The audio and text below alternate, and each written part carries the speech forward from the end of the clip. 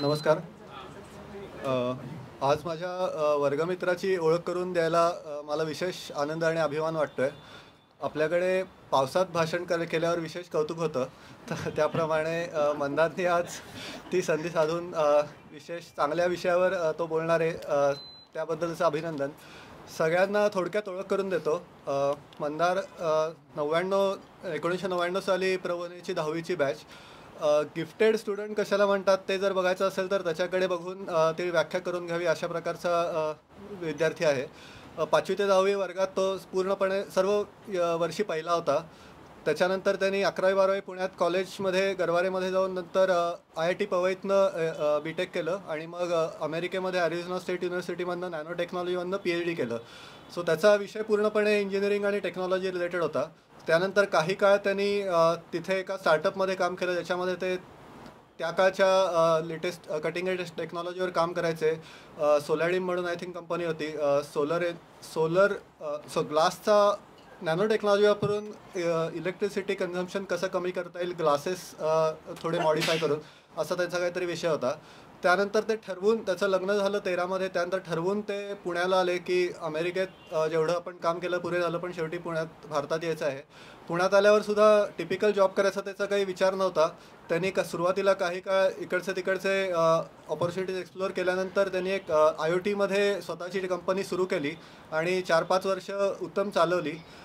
त्या काळात त्यांनी म्हणजे अगदी छोट्या शिवाय मोठ्या बिझनेसेसबरोबर काम करणे हे सगळा अनुभव घेतला आणि त्याच्यानंतर त्याची कंपनी पुण्यातल्या एका सॉफ्टवेअर कंपनीने ॲक्वायर केली आणि ॲक्वायर अशी केली की कंपनीही ॲक्वायर केली आणि सगळ्या एम्प्लॉईजना स्वतःमध्ये सामावून घेतलं. कारण की मे बी तो इंटरेस्टिंग आणि प्रॉमिसिंग एरिया आहे, तर तू वेगळं करण्याच्या ऐवजी आमच्या कंपनीला जॉईन हो आणि या मोठ्या सेटअपमध्ये बिझनेस वाढव, अशा पद्धतीने तरी पुण्यात GS लॅब म्हणून एका कंपनीमध्ये त्यापुढे काही काळ काम केलं. आणि गेल्या आय थिंक 2 वर्षापूर्वी त्यांना सांगितलं की आता मला काही वेगळा प्रयोग करायचा आहे, त्यामुळे पूर्ण वेळ काम नाही करू शकणार. आणि मग त्यांनी 6 महिने 1 वर्ष थोडं निम्मा वेळ काम करून गेल्या 1 वर्षापासून त्यांनी पूर्णपणे स्वतः वेगळ्या या फिटॉलिक वर काम सुरू केलं. तर त्याचं फिटॉलिक आणि त्याची सुरुवात कशी झाली त्याचे डिटेल्स तो बोलेलच, पण त्याशिवाय काही आठवणी मला त्याच्या अशा आठवतात की शाळेत असताना तो विशेष त्याला खेळाची आवड किंवा व्यायामाची आवड अशा प्रकारचा मुलगा नव्हता, पण सो हेल्थ हे त्याची नॅचरल टेंडन्सी आणि त्यात पुढे जाऊ असा तो विषय नव्हता. पण नंतर काही वाचन करताना अमेरिकेत असेल किंवा भारतात आल्यावर असेल, जे त्याला लक्षात आलं त्यात मग खोलात जायचं त्यांनी ठरवलं आणि त्यातनं हा विषय सुरू झाला. प्रबोधिनीमध्ये 11वी-12वी नंतर पण तो मुंबईला पवईला गेला होता, त्यामुळे नंतरच्या विवाहाच्या कार्यक्रमाने तो फार ॲक्टिव्ह नव्हता.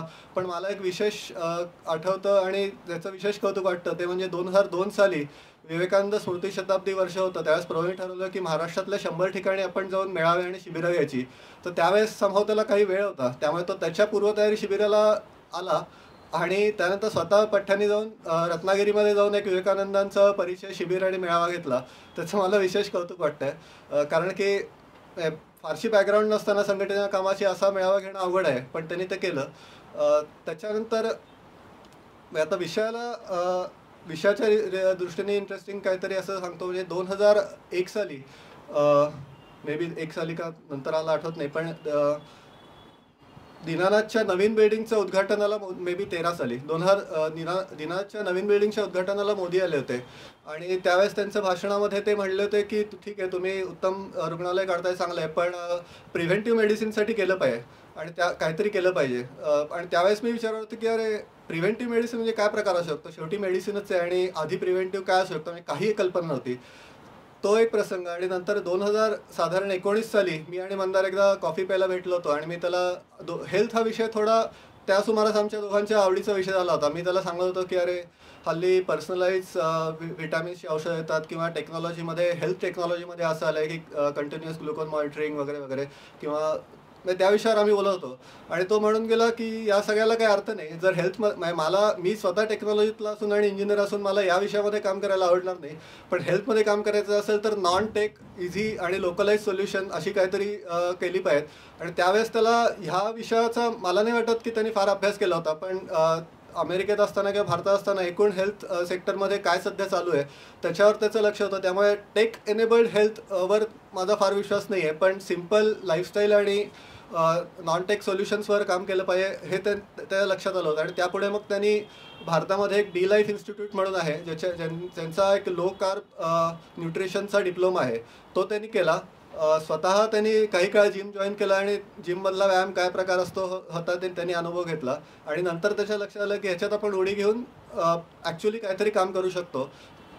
तसं ठरवून त्यांनी 2022 साली एक जिम विकत घेतलं त्यांनी आणि त्याच्या बायकोनी मिळून. आणि मग ते चालवता त्याला न्यूट्रिशन सल्ल्याची जोड दिली. सो त्यात मी आता जे थोडक्यात सांगितलं ते क्रोनॉलॉजी सांगितली, पण त्याच्यात ॲक्च्युली त्याचा विचार कसा बदलत गेला मे बी तो जास्ती सांगू शकेल. आणि आता तो स्वतःची प्रॅक्टिस करतो. आज नक्कीच तो विषयाची पुरेशी चांगली ओळख करून दिला आणि कुतूहल जागृत करेल. ज्यांना ॲक्च्युली पर्सनल काही सल्ला त्याच्याबद्दल घ्यायचा असेल तेव्हा ते त्याला नक्कीच एकटे भेटू शकतात. सो मी मंदारला विनंती करतो की त्यांनी त्याचा विषय सुरू करावा.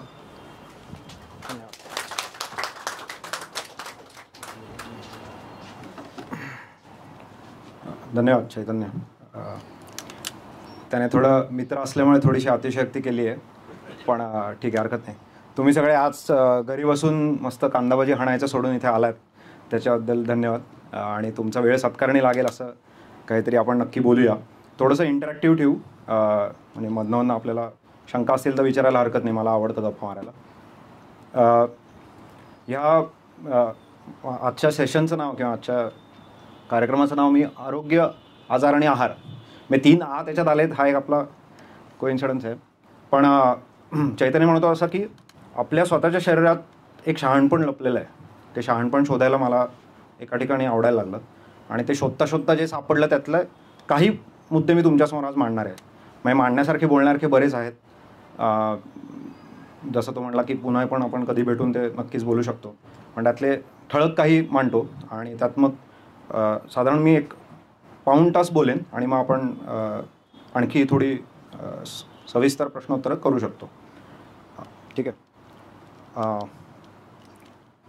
सो विषयाला हात घालताना मला अशा काही प्रश्नांची आज उत्तरं द्यावीशी वाटत आहेत की समजा तुमच्या आसपास असे अनेक लोक असतात की ज्यांच्याकडे शारीरिक क्षमता असते, म्हणजे ज्याला आपण मराठीत फिट होत आहेत असं म्हणतो, राईट. सो शारीरिक क्षमता आहे पण त्या व्यक्तींना काहीतरी आंतरिक आरोग्याचा आजार आहे, बरोबर. म्हणजे मला असे काही ट्रायॅथलीट्स माहीत आहेत, म्हणजे जर मी जनरलाइज करायचं झालं तर आपल्या सगळ्यांपेक्षा कदाचित ते जास्त ॲक्टिव्ह असतील पण ते व्यवस्थित डायबेटिक आहेत असे मला माहिती आहेत. असे अनेक लोक आपल्याला माहीत असतात पण आपली ॲक्च्युली अशी अपेक्षा नसते की असं असेल, बरोबर, कारण त्यांची शारीरिक क्षमता उत्तम आहे पण ते निरोगी नसतात. हे असं का होतं हा एक प्रश्न आहे. दुसरा प्रश्न असा आहे की वर्षाच्या सुरुवातीला 1 जानेवारीला किंवा माझ्या वाढदिवसाला मी आता ठरवलं आहे की आता काय शेवटचे 5-10 किलो राहिलेत किंवा कोणाचे 25 पण असतील ते आता मी काढणार, किंवा अजून काही, किंवा मला अमुक ट्रेकिंगला जायचं आहे किंवा मॅरेथॉन पळायचे आहे. मी हे प्रयत्न पण करतो आहे आणि अगदी निगुतीने करतो आहे, पण माझं शरीर माझं ऐकत नाही असं थोडंसं वाटतं अनेकदा. ते तसं का होतं. आणि तिसरं असं की या सगळ्यामागे जीवशास्त्र आपल्याला काय सांगतं आहे. आज थोडंसं असं झालं आहे की आरोग्याबद्दल बोलणं किंवा आहाराबद्दल बोलणं हा थोडासा मतमतांतरांचा गलबला असं झालेला आहे, बरोबर. तर त्याच्यामध्ये मतांच्या सुद्धा आधी त्याच्या खाली आधाराला जी बायोलॉजी आहे, जे जीवशास्त्र आहे ते आपल्याला काय सांगतं आहे हे थोडंसं आपण बघूया. याच्यामध्ये मला एक असं तुम्हाला सांगायचं आहे की आत्ता तुमच्यावर जो, म्हणजे आपल्या सगळ्यांवरच सल्ल्यांचा जो पाऊस पडतो आहे त्या पावसात मी थोडीशी भर घालणार आहे, पण ती कशी वेगळ्या प्रकारची आहे मला ऑफकोर्स सांगायला आवडेल. नाही तर तुम्ही म्हणाल की आम्ही ऑलरेडी 50 प्रकारचे सल्ले ऐकत असतो, ते आता नवीन काय सांगणार, बरोबर. तर असं बघा की तुम्हाला ऐकू येणारे सल्ले साधारण 5-7 प्रकारच्या म्हणजे प्रकारामध्ये मोडतात. ते कुठलेच 5-7 प्रकार. तर त्यातला एक प्रकार असा असतो की त्याला आपण म्हणजे इंग्रजीमध्ये ज्याला अनेक्डोट असं म्हटलं जातं, म्हणजे उदाहरण देऊन सांगणे. म्हणजे की बाबा माझ्याकडे बघा की मी किती सुदृढ आहे किंवा मला कुठलाही रोग नाही, मग मी जसं खातो तसं तुम्ही खा. किंवा तुम्हाला आवडणारा एखादा खेळाडू आहे, विराट कोहली आहे, त्याचं 6 पॅक ॲब्स बघा, मग तो खातो तसं आपण खाऊया. किंवा जगामध्ये अनेक ठिकाणी 100 वर्ष जगणारे लोक आहेत, मग ते काय करतात तसं आपण. हे सगळे उदाहरणांचे प्रकार आहेत, बरोबर. हा एक प्रकार झाला. दुसरा प्रकार काय आहे की कुठल्या तरी ग्लोबल ऑर्गनायझेशनला, ज्यांना मी 3 लेटर ऑर्गनायझेशन असं म्हणतो, बरोबर, तर त्या 3 लेटर ऑर्गनायझेशनचा अनेक प्रकारचा सल्ला आपल्याकडे येत असतो. तो कुठनं आला आपल्याला अनेकदा आपल्या गावी नसतं, पण एक अथॉरिटी फिगर म्हणून आपण त्यांचं काही ना काही ऐकतो. असा पद्धतीचा असतो.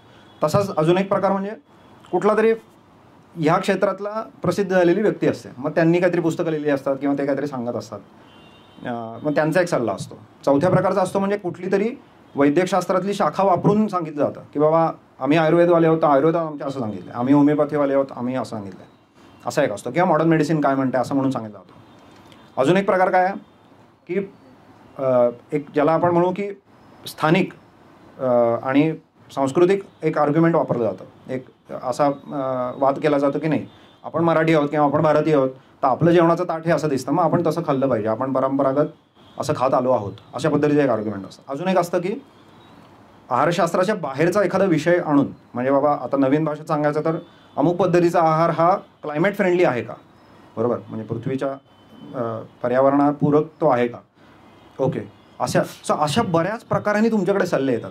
पण या सगळ्या सल्ल्यांमध्ये एक गोष्ट कॉमन आहे, तुम्हाला दिसली का? काय कॉमन आहे बघा बरं, की यामध्ये कुठेही जीवशास्त्र आणि त्याचा मूलभूत विचार नाही आहे, बरोबर. म्हणजे सांगण्याची पद्धती नाही आहे. ह्या सल्ल्यांपैकी सल्ले चुकीचे आहेत असं माझं म्हणणं नाही आहे, पण तुमचं माझं समाधान त्याने होऊ शकत नाही, कारण त्याच्या मागची बायोलॉजी किंवा त्याच्या मागचं जीवशास्त्र हे उलगडून सांगितलं जात नाही आहे, बरोबर. म्हणजे पुन्हा एकदा अधोरेखित करतो, हे जे सल्ल्यांचे मी प्रकार सांगतोय ते चुकीचे आहेत असं माझं म्हणणं नाही आहे. आपल्याला ठरवता येत नाही किंवा आपल्याला त्यातलं काय लागू पडेल हे सांगता येत नाही, ही खरी अडचण आहे, मान्य आहे ना. सो त्यामुळे मग आज जे मी काही बोलणार आहे त्याच्यात मी कुठेही नाही आहे. म्हणजे आपल्याला शाळेमध्ये उत्तम एखादे शिक्षक भूगोल शिकवतात, गणित शिकवतात, ते भूगोल किंवा गणित त्यांचं नसतं, मान्य आहे ना. म्हणजे आपल्याला ते शिक्षक लक्षात असतात कारण ते उत्तम शिकवतात, त्या अर्थाने मी हा विषय शिकवणार आहे. त्यामुळे माझ्याकडे केवळ तुम्ही एक मेसेंजर म्हणून बघा, ठीक आहे. तर आता आपण असं बघूया की आज आपण जे बोलणार आहोत ते त्याची सीमा काय आहे. म्हणजे मी काय बोलणार नाही ते पण एक सांगतो.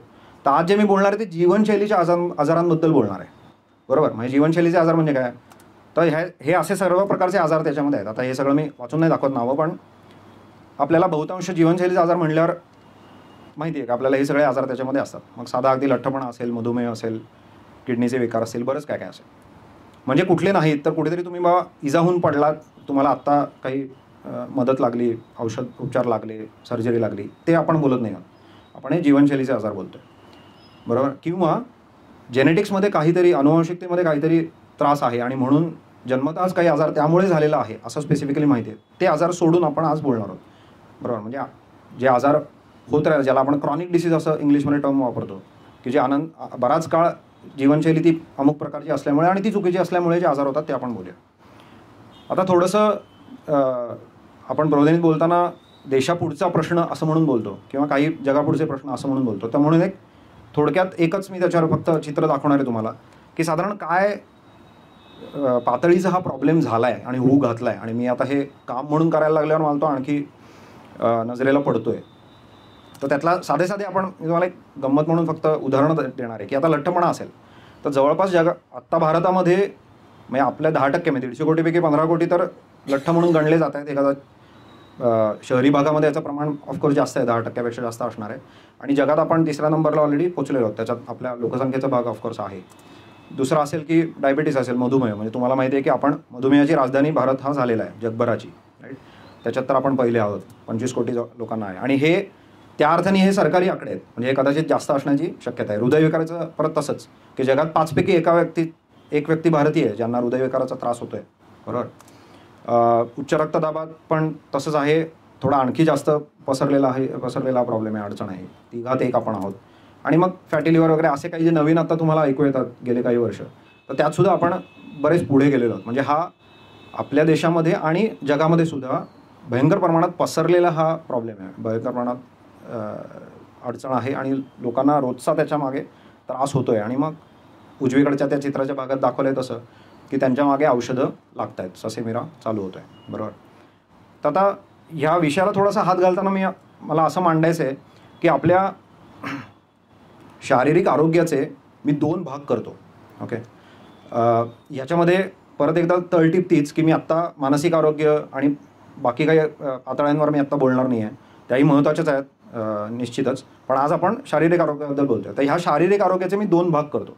तर त्यातला पहिला भाग असा आहे, हा जो तुम्हाला आत्ता दिसतोय तो, की जेव्हा तुम्ही अशा एखाद्या व्यक्तीला हे सगळं उत्तम करताना बघता तेव्हा तुम्ही काय म्हणता, की या व्यक्तीची शारीरिक क्षमता उत्तम आहे, बरोबर, या व्यक्ती फिट आहे असं तुम्ही म्हणाल. जो भाग कमी बोलला जातो तो असा आहे, की शारीरिक क्षमतेचा बरोबर जो दुसरा येणारा, की तो म्हणजे आंतरिक आरोग्याचा आहे, की तुमचं आतलं आरोग्य कसं चालू आहे आणि त्याची काही अडचण आहे का, बरोबर. म्हणजे हा आंतरिक आरोग्याचा भाग आहे. इथे गमतीशीर गोष्ट लक्षात घेण्यासारखी अशी आहे की शरीरामध्ये काय याचे वेगवेगळे अवयव नाहीत किंवा शरीर असं काही विचार करत नाही की आता माझा हा एक भाग आहे, हा दुसरा भाग आहे. हे सगळं आपल्या समजण्यासाठी म्हणून तुम्हाला सांगतोय. पण हे आपल्या शारीरिक, म्हणजे ज्याला आपण वेलबिंग म्हणू किंवा शारीरिक आरोग्य म्हणू एकूणात, त्याचे हे 2 भाग. आणि या 2 भागांची एक गंमत आहे. या 2 भागांची गंमत अशी आहे की ह्या दोन्ही भागांवर स्वतंत्रपणे काम करायला लागतं. म्हणजे मी तुम्हाला जर असं म्हणलं की एखाद्याची आतलं आंतरिक आरोग्य उत्तम आहे शरीरातलं, तर ती व्यक्ती उद्या जाऊन समजा मॅरेथॉन पळू शकेल का किंवा चटकन कुठेतरी जाऊन मोठा ट्रेक करू शकेल का, तर तुम्ही म्हणाल की नाही, त्याचा वेळा सराव करायला लागेल, मान्य आहे.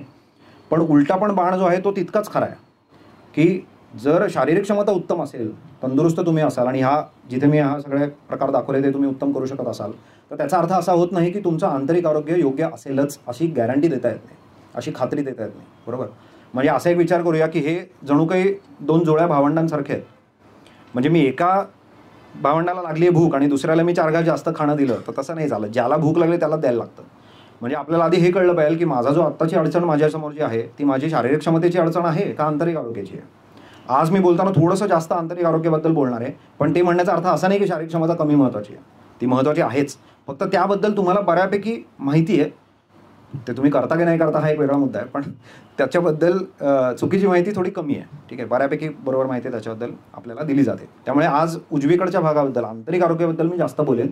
पण पहिला हा मुद्दा लक्षात घ्या की तुम्ही चांगले तंदुरुस्त असाल तर कदाचित थोडे जास्त वर्ष तुम्हाला तुमचं धकून जाईल आणि तुमच्या मागे ते ससेमिरा लागणार नाही कदाचित, पण याने गॅरंटी देता येत नाही, खात्री देता येत नाही. आणि म्हणूनच तुम्हाला फिट लोक माहीत असतात की ज्यांना आतल्या तब्येतीचा त्रास असतो. बरोबर. आता पुढे जाण्याच्या आधी मी एक गंमत म्हणून असा थोडासा आपण पोल घेऊया की तुमच्या कुटुंबामध्ये किंवा स्वतःमध्ये सुद्धा ह्या काही एक 3-4 नावं घेणारे त्या रोगांनी ग्रस्त लोक तुम्हाला माहिती आहेत का, म्हणजे तुमच्या घरामधले. राईट. पहिला आपण घेऊया मधुमेहाचा. तर मला नुसतं हात वर करून तुम्ही सांगू शकाल, म्हणजे त्या दृष्टीने मी थोडंसं. सो मधुमेहाचा आहे. ओके, ठीक आहे. दुसरा आहे उच्च रक्तदाब, हाय ब्लड प्रेशरचा कोणाला प्रॉब्लेम आहे. ओके. तिसरा आहे काही ना काही प्रकारचा हृदयविकाराचा त्रास झालेला आहे. बरं, ठीक आहे, म्हणजे हे थोडेसे आणखी कमी आहेत. आणि चौथा म्हणजे फॅटी लिव्हर किंवा PCOD. हे आता नवीन हल्ली ऐकायला लागणार आहे, पण त्यापैकी आसपास. बरं, ठीक आहे, म्हणजे काही थोडे लोक आहेत. ठीक आहे. सो ह्याच्यावर आपण थोडासा भर देऊया, म्हणजे तुम्हाला त्यातलं काहीतरी रंजक असं ऐकायला मिळेल. तर आता गंमत अशी होते की मी जिम चालवतो म्हणल्यावर माझ्याकडे असे लोक येतात की ते म्हणतात आमच्या घरातली जे लहान मुलं आहेत ती अशी वरवर वाढत आहेत आणि आमच्या घरातले जे मोठे आहेत ते आडवे वाढत आहेत. म्हणजे त्या मुलांचे बघा त्यांनी उंची मोजण्यासाठी असे मार्क्स केलेत आणि बाबाचे ती ढेरी किती वाढले ते बघायला असे भिंतीवर मार्क्स केलेत आडवे आडवे जाणारे. तर मी त्यांना म्हणतो की बरोबर ह्याचं उत्तर मी तुम्हाला देईन, पण त्याच्या आधी मी तुम्हाला असं थोडंसं मला तुम्हाला सांगायचं आहे जे आज मी सांगणार आहे की ह्याच्या मागे एक मोठं चित्र आहे, एक व्यापक चित्र आहे, ज्याला आपण मिसिंग बिग पिक्चर असं म्हणतो. तर तो बिग पिक्चर व्ह्यू थोडासा आपण घेतला पाहिजे. त्याच्यामध्ये ह्या प्रश्नाचं उत्तर देऊन, पण त्याच्या आधी आपल्याला थोडासा एक 5-10 मिनिटाचा जीवशास्त्राचा धडा घ्यायला लागेल. ठीक आहे. सो बरोबर. सो थोडंसं सरसावून बसा आणि एक 5-7 मिनिटं हे जर समजलं तर पुढचं सगळं तुम्हाला समजणार. ठीक आहे. कारण याच्यात अनेकांना जो इंटरेस्ट आहे जाणून घेण्यामध्ये की हा आता वेगळं ओबेसिटीबद्दल काय सांगणार, म्हणजे अख्खं यूट्यूब इंस्टाग्राम सगळं त्याने भरलेलं आहे. सो ते आपण बघूया. तर त्याच्यामध्ये तुम्हाला पहिलं मला असं सांगायचं आहे की आता माझ्यासमोर हा लॅपटॉप आहे, तर ह्या लॅपटॉपला सॉफ्टवेअरची भाषा कळते, मान्य. म्हणजे 1s and 0s, 1 आणि 0 ही भाषा त्याला कळते. याच्यावर व्हायरस आला तर मी त्याला हळद लावून चालेल का? नाही जाणार, कारण त्याला त्याची भाषा कळत नाही. बरोबर. तसंच आपल्या शरीराला जी भाषा कळते ती सगळी ही जैव रसायनाची भाषा आहे, बायोकेमिस्ट्रीची भाषा आहे. बरोबर. म्हणजे आपल्या शरीराला त्या भिंगातनं, त्या लेन्समधनं आपल्याला त्याच्याकडे त्या दृष्टिकोनातनं आपल्याला बघायचं आहे. म्हणजे गंमत अशी बघा की आपल्या शरीरामध्ये प्रत्येक मिनिटाला काय, प्रत्येक सेकंदाला सुद्धा अनेक प्रकारच्या केमिकल रिॲक्शन्स ह्या सदैव घडत आहेत, मान्य. आणि त्या रिॲक्शन कधी कशा घडाव्यात हे सांगणारे पण रेणू आहेत, मॉलिक्युल्स आहेत, ज्यांना आपण हॉर्मोन्स म्हणून ओळखतो. ठीक आहे. आणि अनेकदा असं होतं की चहावर मित्रमंडळी गप्पा मारताना जर एखादा म्हणला की नाही हॉर्मोनल प्रॉब्लेम आहे आणि तिथे चर्चा थांबते, तर मी तसा टाईपचा हॉर्मोनल प्रॉब्लेम नाही म्हणते, ॲक्च्युली तुम्हाला सोडवता येईल अशा पद्धतीचा हॉर्मोन. कारण तो कसा सोडवायचा आहे मी तुम्हाला आज निदान त्याचा एक भाग त्यातला सांगणार आहे. ठीक आहे. तर ही हॉर्मोन्स तुमची ही सगळी रिॲक्शन्स घडवून आणतात. म्हणजे याच्याकडे मी बघतो कसं, तर एखादी मोठा बांधकामाचा सगळा समजा प्रोजेक्ट चालू आहे, तर त्याच्यावर त्या बिल्डरचे 5-10 माणसं असतात बघा, ते मुकादम असतात आणि मग ते त्या वर्कर्सना सांगत असतात, कामगारांना सांगत असतात चला आता विटा उचला किंवा जे काय. तर तुमच्या शरीरामध्ये ज्या शेकडो हजारो रिॲक्शन दर मिनिटाला घडत आहेत त्यांना सांगणारे हे हॉर्मोन्स आहेत की कधी काय घडावं ते. म्हणजे मग हे नॅचरल आहे की समजणं सोपं आहे की हॉर्मोन्सचं काम जर नीट चाललं तर संप्रेरकांचं, तर माझं आरोग्य सुरळीत चालू राहील. आणि गंमत अशी आहे की हॉर्मोन्स तुम्हाला विरुद्ध क्रिया करणारे पण लागतात. म्हणजे भूक लागली सांगण्याचा एक हॉर्मोन आहे, नावं महत्त्वाची नाहीत पण म्हणजे कन्सेप्ट आपण समजून घेऊ. भूक लागली समजण्याचं एक हॉर्मोन पाहिजे, तसं पोट भरलंय समजण्याचं पण पाहिजे. झोप आली एक कळण्याचं हॉर्मोन पाहिजे, तसं उठल्यावर तरतरी वाटण्याचं पण एक हॉर्मोन पाहिजे. बरोबर, अशी ही ऑपोजिट हॉर्मोन्स असतात. आणि जेव्हा आपल्याला आरोग्याचा त्रास असतो, म्हणजे आंतरिक आरोग्याचा त्रास असतो, तेव्हा स्वतःला आपण असं सांगितलं पाहिजे की याचा अर्थ माझ्या शरीरातले आतलं जैवरसायन, आतली माझी बायोकेमिस्ट्री मला दुरुस्त करण्याची गरज आहे. जसं तुम्ही सॉफ्टवेअरच्या बाबतीत विचार कराल, याच्यावर व्हायरस आल्यावर मी छान काहीतरी त्याला स्टिकर लावीन, थोडं धुईन पुसीन, त्याने काय होत नाही, तुम्ही ॲक्च्युली अँटीव्हायरस टाकाल, राईट? तसं सो ते आता ते करायचं कसं, त्याचा एक गाभा आपण समजावून घेऊ. पण म्हणजे आपला हा सगळा जो दृष्टिकोन असणार आहे हा जैवरसायनाचा आहे आंतरिक आरोग्यासाठी. हां, आता याच्याआधी हे समजून घ्यायला लागेल की साधारणतः संप्रेरक म्हणजे हे हॉर्मोन्स आपली कशी काम करतात आणि बिघड झाल्यावर काय होतं. पायरी जाऊ. हां, एकदम कोणाला काही शंका असेल तर मध्ये विचारू शकता. सो सामान्यपणे काय होणार की तुम्हाला जर माझा हा माऊस दिसत असेल तर हॉर्मोन्स अशी ही बेसल लेवलला खाली असतात, म्हणजे अगदी शून्य असं नाही पण एका कमी पातळीवरती असतात. आणि त्यांची योग्य वेळ झाली की ती वरती जातात, त्यांची पातळी वाढते. ही पातळी वरती जाणं म्हणजेच त्या हॉर्मोननी आज्ञा दिली. म्हणजे जसा तुमच्या त्या कन्स्ट्रक्शन साईटवरचा माणूस जो असतो तो काय करेल, तो ओरडेल, कारण त्याची भाषा ही म्हणजे भाषा आहे, त्याची बोलीभाषा आहे. मग तो ओरडेल आणि मग ते वर्कर्स कामाला लागतील. तर तसं तुम्हाला इथे दिसेल की त्या संप्रेरकाची पातळी वाढती आहे, बरोबर. आणि मग ज्या आपल्या प्रक्रियांनी त्याचं ऐकणं अपेक्षित आहे ते ऐकून आपापली कामं चालू करतात. आणि मग संप्रेरक काय करतं, ते परत त्याची पातळी खाली येतं. कारण त्याने म्हणजे जसं तुम्हाला माहिती आहे की तुमच्या आसपास काम चालू असेल, तो माणूस दिवसभर काय ओरडत बसत नाही, तो त्याच्या आज्ञा देतो. काम पुढे होत असेल तर त्याला फीडबॅक तो दिसत असतो की काम होतं आहे, मग तो काय ओरडत बसत नाही, तो शांत होतो. म्हणजे आता इथेच तुम्हाला लक्षात येते की मी कुठे चाललो आहे याच्यातनं. की समजा असं झालं की संप्रेरकाची पातळी वाढली, हॉर्मोनची पातळी वाढली आणि ती वाढलेलीच राहिली दीर्घकाळ, तर हे शरीराला अपेक्षित नाही, बरोबर. म्हणजे तुम्ही म्हणाला की अरे हा दिवसभरच ओरडतोय त्या कामगारांवर, म्हणजे काहीतरी गडबड दिसते इथे, बरोबर. तर ही दीर्घकाळ जर वाढलेलं हॉर्मोनची लेवल असेल तर काय होईल गंमत बघा, की एखादी व्यक्ती तुमच्या खूप मागे लागली एखादं काम करण्यासाठी, तर तुम्ही त्याला कसं हँडल करता, कसं रिॲक्ट कराल तुम्ही की फारच मागे लागला आहे, जाऊ दे आता काही, मी त्याच्याकडे दुर्लक्ष करेन, अशा पद्धतीने तुम्ही बघाल. आणि हे जीवशास्त्रामध्ये सगळीकडे होतं. अनेक प्रकारच्या बायोलॉजिकल सिस्टीम्स ह्या, ज्याला आपण पर्सिस्टंट हाय सिग्नल असं म्हणू, म्हणजे दीर्घकाळ येणारं हे कंटिन्युअस येणारी ही जी आज्ञा आहे त्याला थोड्या वेळाने इग्नोर करायला लागतात किंवा त्याला रेजिस्ट करायला लागतात.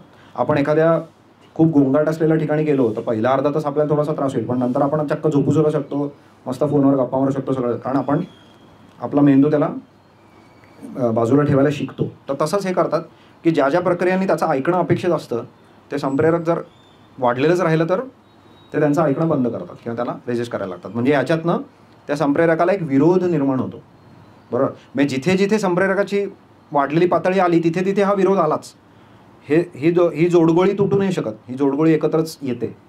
आणि ह्याच्यात अजून एक गंमत आहे की गोष्ट इथेच थांबत नाही. कारण आता तुम्हाला माहिती आहे की एखादं समजा घरी लहान कोणी असतील आणि तुम्ही त्यांना ओरडून काहीतरी सांगत असाल आणि त्यांनी नाही ऐकलं, तर तुम्ही काय कराल, तुम्ही आणखी जोरात ओरडाल, बरोबर. तर इथे तेच घडतं. म्हणजे काय की त्या प्रक्रियांनी त्या संप्रेरकाचं ऐकणं बंद केलं, हॉर्मोनचं ऐकणं बंद केलं, तर काय होईल की हॉर्मोनची पातळी परत थोडीशी आणखी वर सरकेल. म्हणजे हे ॲक्च्युली दुष्टचक्र आहे. म्हणजे संप्रेरकाची वाढलेली पातळी आणि त्याच्यातनं आलेला विरोध हे दुष्टचक्र आहे. आणि हे परिस्थिती बिघडतच जाणार आहे, चिघळतच जाणार आहे. कारण हे दोघं जणू काही दोघं चोर आहेत, दरोडेखोर आहेत, आणि ते एकमेकांना मदत करत करत त्यांची जोडगोळी ही आपल्या डोक्यावर बसते पार, बरोबर. सो हे एवढीच कथा आहे. म्हणजे संप्रेरकांचं काम आणि संप्रेरकांना येणारा विरोध, हे एवढी एक आपण समजून घेतली. हे एवढी संकल्पना समजल्यावर रोग समजणं सोपं जातं, ठीक आहे. तर मग मगाशी आपण जसं बघितलं की बहुतांश लोकांनी मधुमेहासाठी हात वर केला होता, तर आपण मधुमेहाला थोडंसं समजावून घेऊ. आता आपण असं करूया की आपण आता संप्रेरकाच्या भाषेत समजावून घेतो, त्यामुळे आपण एक त्यातला हॉर्मोन घेऊया, जे इन्शुलिन त्याचं नाव आहे, अनेकांना माहिती आहे ते ऐकून. तर इन्शुलिनची शरीरामध्ये अनेक कामं आहेत, 8-10 कामं आहेत. तर त्याच्यातलं एक काम आपण घेऊ जे सगळ्यात प्रसिद्ध काम आहे, बरोबर. ते प्रसिद्ध काम काय की तुम्हाला माहिती आहे तसं की आपल्या रक्तातली जी साखरेची पातळी आहे, बरोबर, म्हणजे खरं तर ग्लुकोज म्हणूया, रक्तातली ग्लुकोजची पातळी जी आहे ती एक वरची पातळी आणि खालची पातळी ह्या दोन्हीमध्ये ठेवली जाते किंवा शरीर आटोकाट प्रयत्न करतं त्या दोन्हीमध्ये ठेवण्याचा, बरोबर. आणि आपण खाल्ल्यानंतर ह्या वरच्या पातळीच्या थोडीशी वर ग्लुकोज जातं, जे साधारण अवस्था, त्यात काही प्रॉब्लेम काही नाही.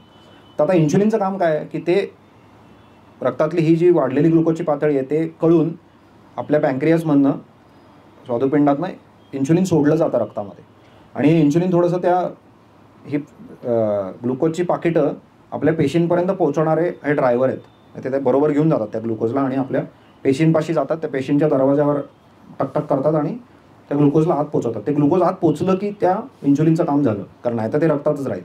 बरोबर. आणि आता तुम्ही म्हणाल की मग ते रक्तात का नको, म्हणजे ह्या उच्च पातळीच्या वरती का नको, तर ग्लुकोज असा मॉलिक्यूल आहे की जो उपयोगी तर आहे, पण तो नको त्या प्रमाणात असला की तो इकडे तिकडे जाऊन चुकीच्या रिॲक्शन घडवतो, त्यामुळे आपल्याला ते नको असतं. त्यामुळे शरीर आटोकाट प्रयत्न करतं की ती लेवल पण खाली यावी आणि तुमच्या पेशींना ज्यांना ऊर्जा हवी आहे त्यांना तो ग्लुकोजचा मॉलिक्यूल मिळावा. तर हे काम इन्शुलिन करतं, हे साधारण अवस्था आहे. म्हणजे होतं आहे काय की साध्या निरोगी माणसामध्ये काय घडायला पाहिजे की समजा माझा तुम्ही मांस बघितला तर खाल्ल्यावर समजा एवढं ग्लुकोज वाढलं असेल तर ते परत नॉर्मलला यायला, साधारण अवस्थेमध्ये यायला समजा इतकं इन्शुलिन लागलं. बरोबर. ही माझी नॉर्मल अवस्था झाली, कारण इन्शुलिन हा पडद्यामागचा कलाकार आहे, कारण तो ॲक्च्युली घेऊन जातो आहे ग्लुकोजला, पेशींपर्यंत घेऊन जातो आहे. मान्य. आता अशी कल्पना करू की एखाद्या व्यक्तीच्या रक्तामध्ये जर वारंवार आणि खूप जास्त ग्लुकोज जर येऊन पडत राहिली, वारंवार आणि जास्त जर साखर येऊन पडत राहिली तर काय होईल, तुम्हाला जास्त ग्लुकोज आता पोचवायचं आहे पेशींपर्यंत, म्हणून जास्त इन्शुलिन लागेल. नॅचरल आहे, राईट. जास्त इन्शुलिन लागेल, म्हणजे हे असं चित्र काहीतरी दिसेल. म्हणजे मगाशी होतं त्याच्यापेक्षा आता थोडंसं हाय आलं, भरपूर आलं ग्लुकोज लोड, तर ते नॉर्मलला आणायला तुम्हाला एवढं इन्शुलिन लागलं. आता इथे खरी गंमत चालू होते. आता तुम्हाला हे माहिती आहे की अनेकांनी इन्शुलिन नाव तर ऐकलं असेल, पण इन्शुलिन अनेकदा आपण मोजत नाही. म्हणजे दरवर्षी जे आपण करून घेतो रक्ताच्या चाचण्या, त्याच्यामध्ये इन्शुलिन किंवा निदान स्टँडर्ड पॅकेजमध्ये तरी इन्शुलिन व्हर्च्युअली कुठेही नसतं, आणि बहुतांश ठिकाणी ते कधी मोजायला सांगितलं पण जात नाही, पण ते मोजलं पाहिजे, कारण तो पडद्यामागचा कलाकार आहे. बरोबर. म्हणजे माझं ग्लुकोज जरी नॉर्मल राहत असेल तरी माझं बाकी काहीतरी थोडंसं बिघडतं आहे हे सांगणारा इन्शुलिन हा मॉलिक्यूल आहे. तर आता बघा की ह्या अवस्थेमध्ये लोक 10, 12, 15 वर्षसुद्धा राहू शकतात. म्हणजे ते दरवर्षी जात आहेत, ते ग्लुकोज मोजून घेत आहेत, त्यांचं ग्लुकोज नॉर्मल येत आहे, पण ते इन्शुलिन मोजतच नाही आहे, त्यामुळे त्यांना मागे पडद्यामागे इन्शुलिन वाढतं आहे हे त्यांना कळतच नाही आहे. बरोबर. म्हणजे पँक्रियास, म्हणजे साध्या भाषेत म्हणायचं तर पँक्रियास हे तुमच्या सगळ्या ह्या ग्लुकोजची विल्हेवाट लावण्याच्या मागे फार दमछाक होती आहे त्यांची, पण ती आपल्याला कळतच नाही दमछाक होताना, कारण आपण ते मोजायला जात नाही. एकच सन्माननीय अपवाद म्हणजे दीक्षित डॉक्टरांचा आहे, कारण ते इन्शुलिनबद्दल थोडंसं तरी बोलतात आणि मोजायला सांगतात. आज आपण त्याच्यापेक्षा थोडा ऑफकोर्स खोलामध्ये जाणार आहोत. तर आता ह्या अवस्थेमध्ये 10, 12, 15 वर्ष राहिल्यावर गंमत काय होते की आता तुम्ही बघा, मगाशीच आपण शिकलो की कुठल्याही संप्रेरकाची वाढलेली पातळी म्हणजे मग तो विरोध आलाच, कारण ही जोडगोळी एकत्रच येते. म्हणजे गंमत अशी होते की आता ही जी वाढलेली पातळी म्हणजे विरोध, म्हणजे आता आपल्या पेशी तर तेवढ्याच आहेत, वाढलेली साखर आहे, म्हणजे पेशींच्या दाराशी आता इन्शुलिन जास्त वेळा येणार आहे. मान्य ना. म्हणजे जास्त वेळा दारावर, म्हणजे कोणीतरी तुमच्या दारावर रोज यायला लागला आणि म्हणला की अरे ते घे ग्लुकोज घे ग्लुकोज घे, म्हणजे थोड्या दिवसांनी तुम्ही काय कराल, तुम्ही काय दार उघडणार नाही. सो तसं काहीसं त्या पेशींचं होणार आहे, आणि म्हणून थोडंसं आणखी जास्त इन्शुलिन लागतं ते ग्लुकोज आत कोंबायला. आणि म्हणूनच ही 10, 12, 15 वर्ष, म्हणजे मी आत्ता काढताना चित्र जेवढी काही इन्शुलिनची मात्रा काढली आहे ती अशी स्थिर राहत नाही. ती पहिल्या वर्षी थोडीशी जास्त असते, दुसऱ्या वर्षी आणखी जास्त. ग्लुकोज अजूनही साधारण अवस्थेत नॉर्मल आहे, पण ती इन्शुलिनची अवस्था म्हणजे इन्शुलिनची पातळी मागे चालली वाढत. ओके. म्हणजे पहिल्या वर्षी थोडीशी वाढेल, दुसऱ्या वर्षी अजून वाढेल, असं ते चक्र चालू राहील. ते न मोजल्यामुळे आपल्याला कळत नाही आहे ते. आणि एक दिवस असा उगवेल की जेव्हा तुमच्या पेशी पुरेसं ग्लुकोज आत घ्यायला मनाई करतील. मान्य.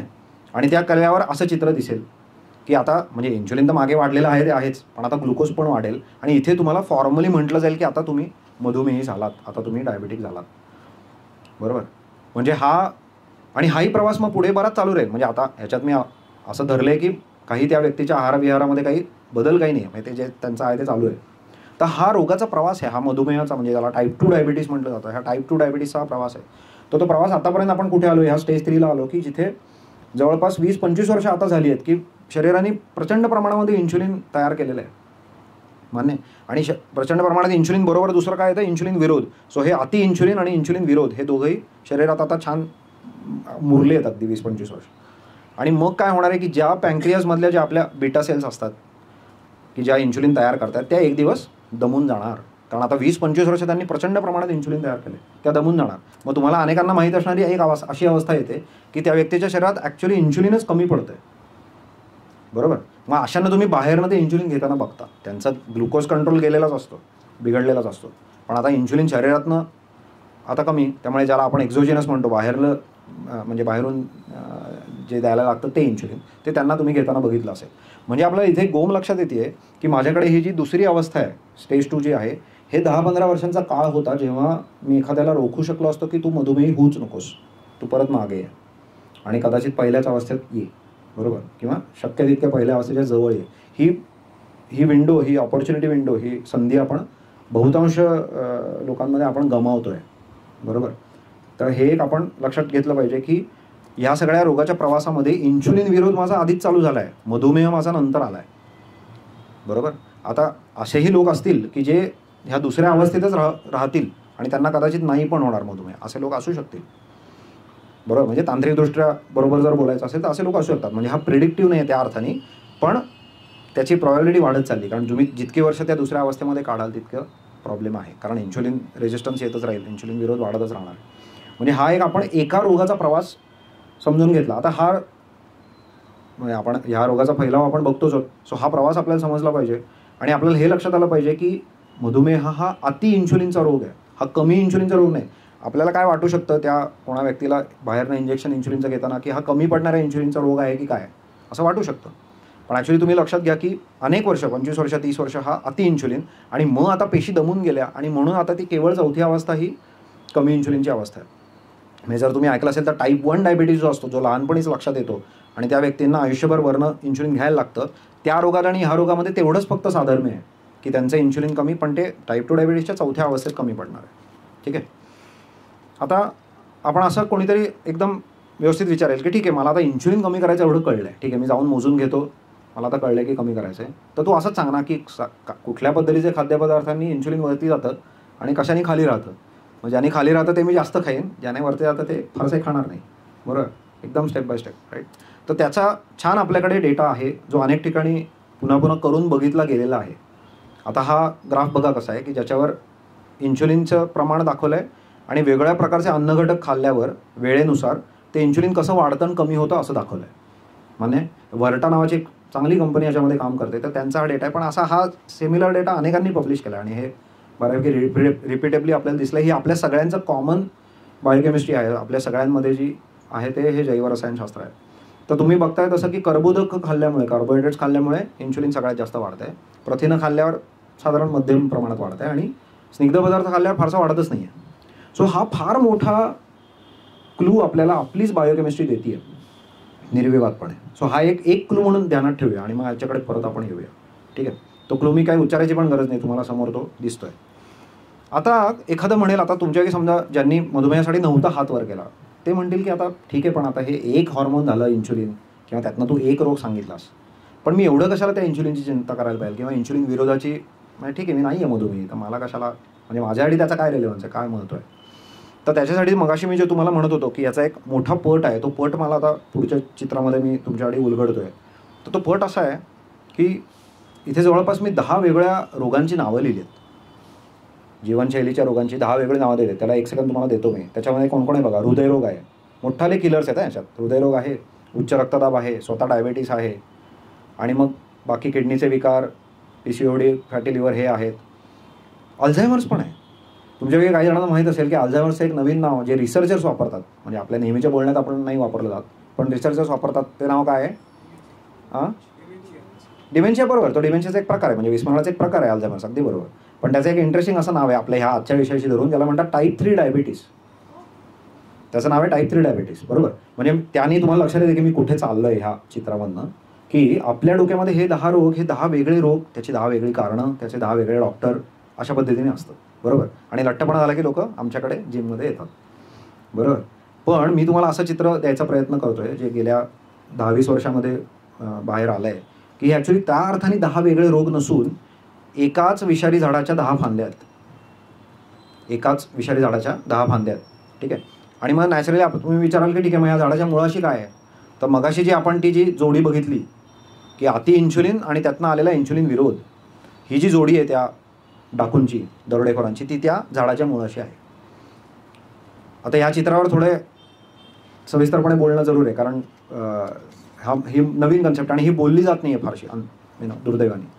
तर आता ह्या मुळांना मदत करणारे पण 3-4 थोडे छोटे चोर आहेत, तेही मला तुम्हाला सांगितले पाहिजे. ते कोण कोण आहेत? तर त्यात सगळ्यांच्या चिरपरिचयाचा असणारा मानसिक ताण आहे, बरोबर. नंतर दुसरा आहे कमी झोप, जोही हल्ली सगळ्यांच्या ओळखीची आहे. तिसरा आहे सूर्याशी विसंगत दिनचर्या, म्हणजे ज्याला आपण सर्कॅडियन रिदम म्हणतो, ते डिसरप्टेड सर्कॅडियन रिदम, बरोबर. आणि चौथा आहे कमी मसल मास कमी असणे, स्नायुबल कमी असणे किंवा स्नायूंचा वजन कमी असणे. तर हे चौघंही छोटे चोर आहेत, ते ह्या दोघा दरोडेखोरांना मदत करतात. त्यामुळे आपल्याला हे 6 जण नकोत. पण तुम्हाला लक्षात येतं की नुसतंच असं स्वतःला मात्र सांगू नका बरं का, की नाही मला खूप स्ट्रेस आहे ना म्हणून मला हाय BP आहे. कारण 6 पैकी एकच चोरावर तुम्ही बोट ठेवताय. म्हणजे बाकीचे सुधारण्याची तुमच्याकडे ताकद आहे, हे मी तुम्हाला फक्त तुमच्या डोक्यात टाकतोय ते. कारण असं म्हणून चालणार नाही, कारण मी अनेक जण मला आता भेटायला येतात, त्यांना मी म्हणतो की तुमच्या आयुष्यातला ताण मी लगेचच्या लगेच कमी नाही करू शकणार, कारण माझ्याकडे तशी काही शक्ती नाही. कदाचित तुम्ही नाही करू शकणार, बरोबर. कामाचं असेल, बाकी काय असेल, पण तुम्ही बाकी जे तुमच्या हातात आहे तिथून तुम्ही काम करायला चालू करा. त्या अर्थाने मी तुम्हाला हे मोठं चित्र देतोय. बरं, ह्या चित्रामध्ये मला आता काही कॅव्हिएट्स तुम्हाला द्यायच्यात, काही तळटीपा द्यायच्यात. त्या काय काय आहेत? तर एक पहिली तळटीप अशी आहे की या चित्राच्या बाहेर काही कारणं आहेत किंवा रिस्क फॅक्टर ज्याला म्हटलं जातं मोर टेक्निकली, ते तुम्हाला माहिती आहेत. म्हणजे फॉर एक्झाम्पल काय, तर खूप दारू पिण्याने फॅटी लिव्हर आणि मग सिरोसिसचा धोका वाढतो, खूप धूम्रपान केल्यामुळे हृदयरोगाचा धोका वाढतो, हे सगळं तुम्हाला माहिती आहे, त्यासाठी काही माझी गरज नाही.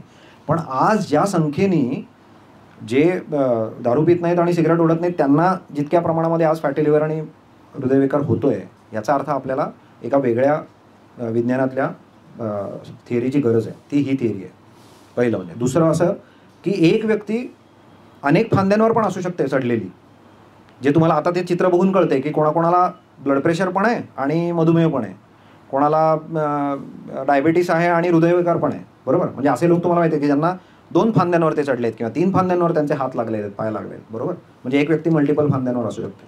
मग त्याचाच अजून एक काय की घरात 4 व्यक्ती असू शकतात. म्हणजे वडिलांना हृदयविकार आहे, आईला डायबिटीस आहे, मुलीला PCOD आहे, मुलाला फॅटी लिव्हर आहे.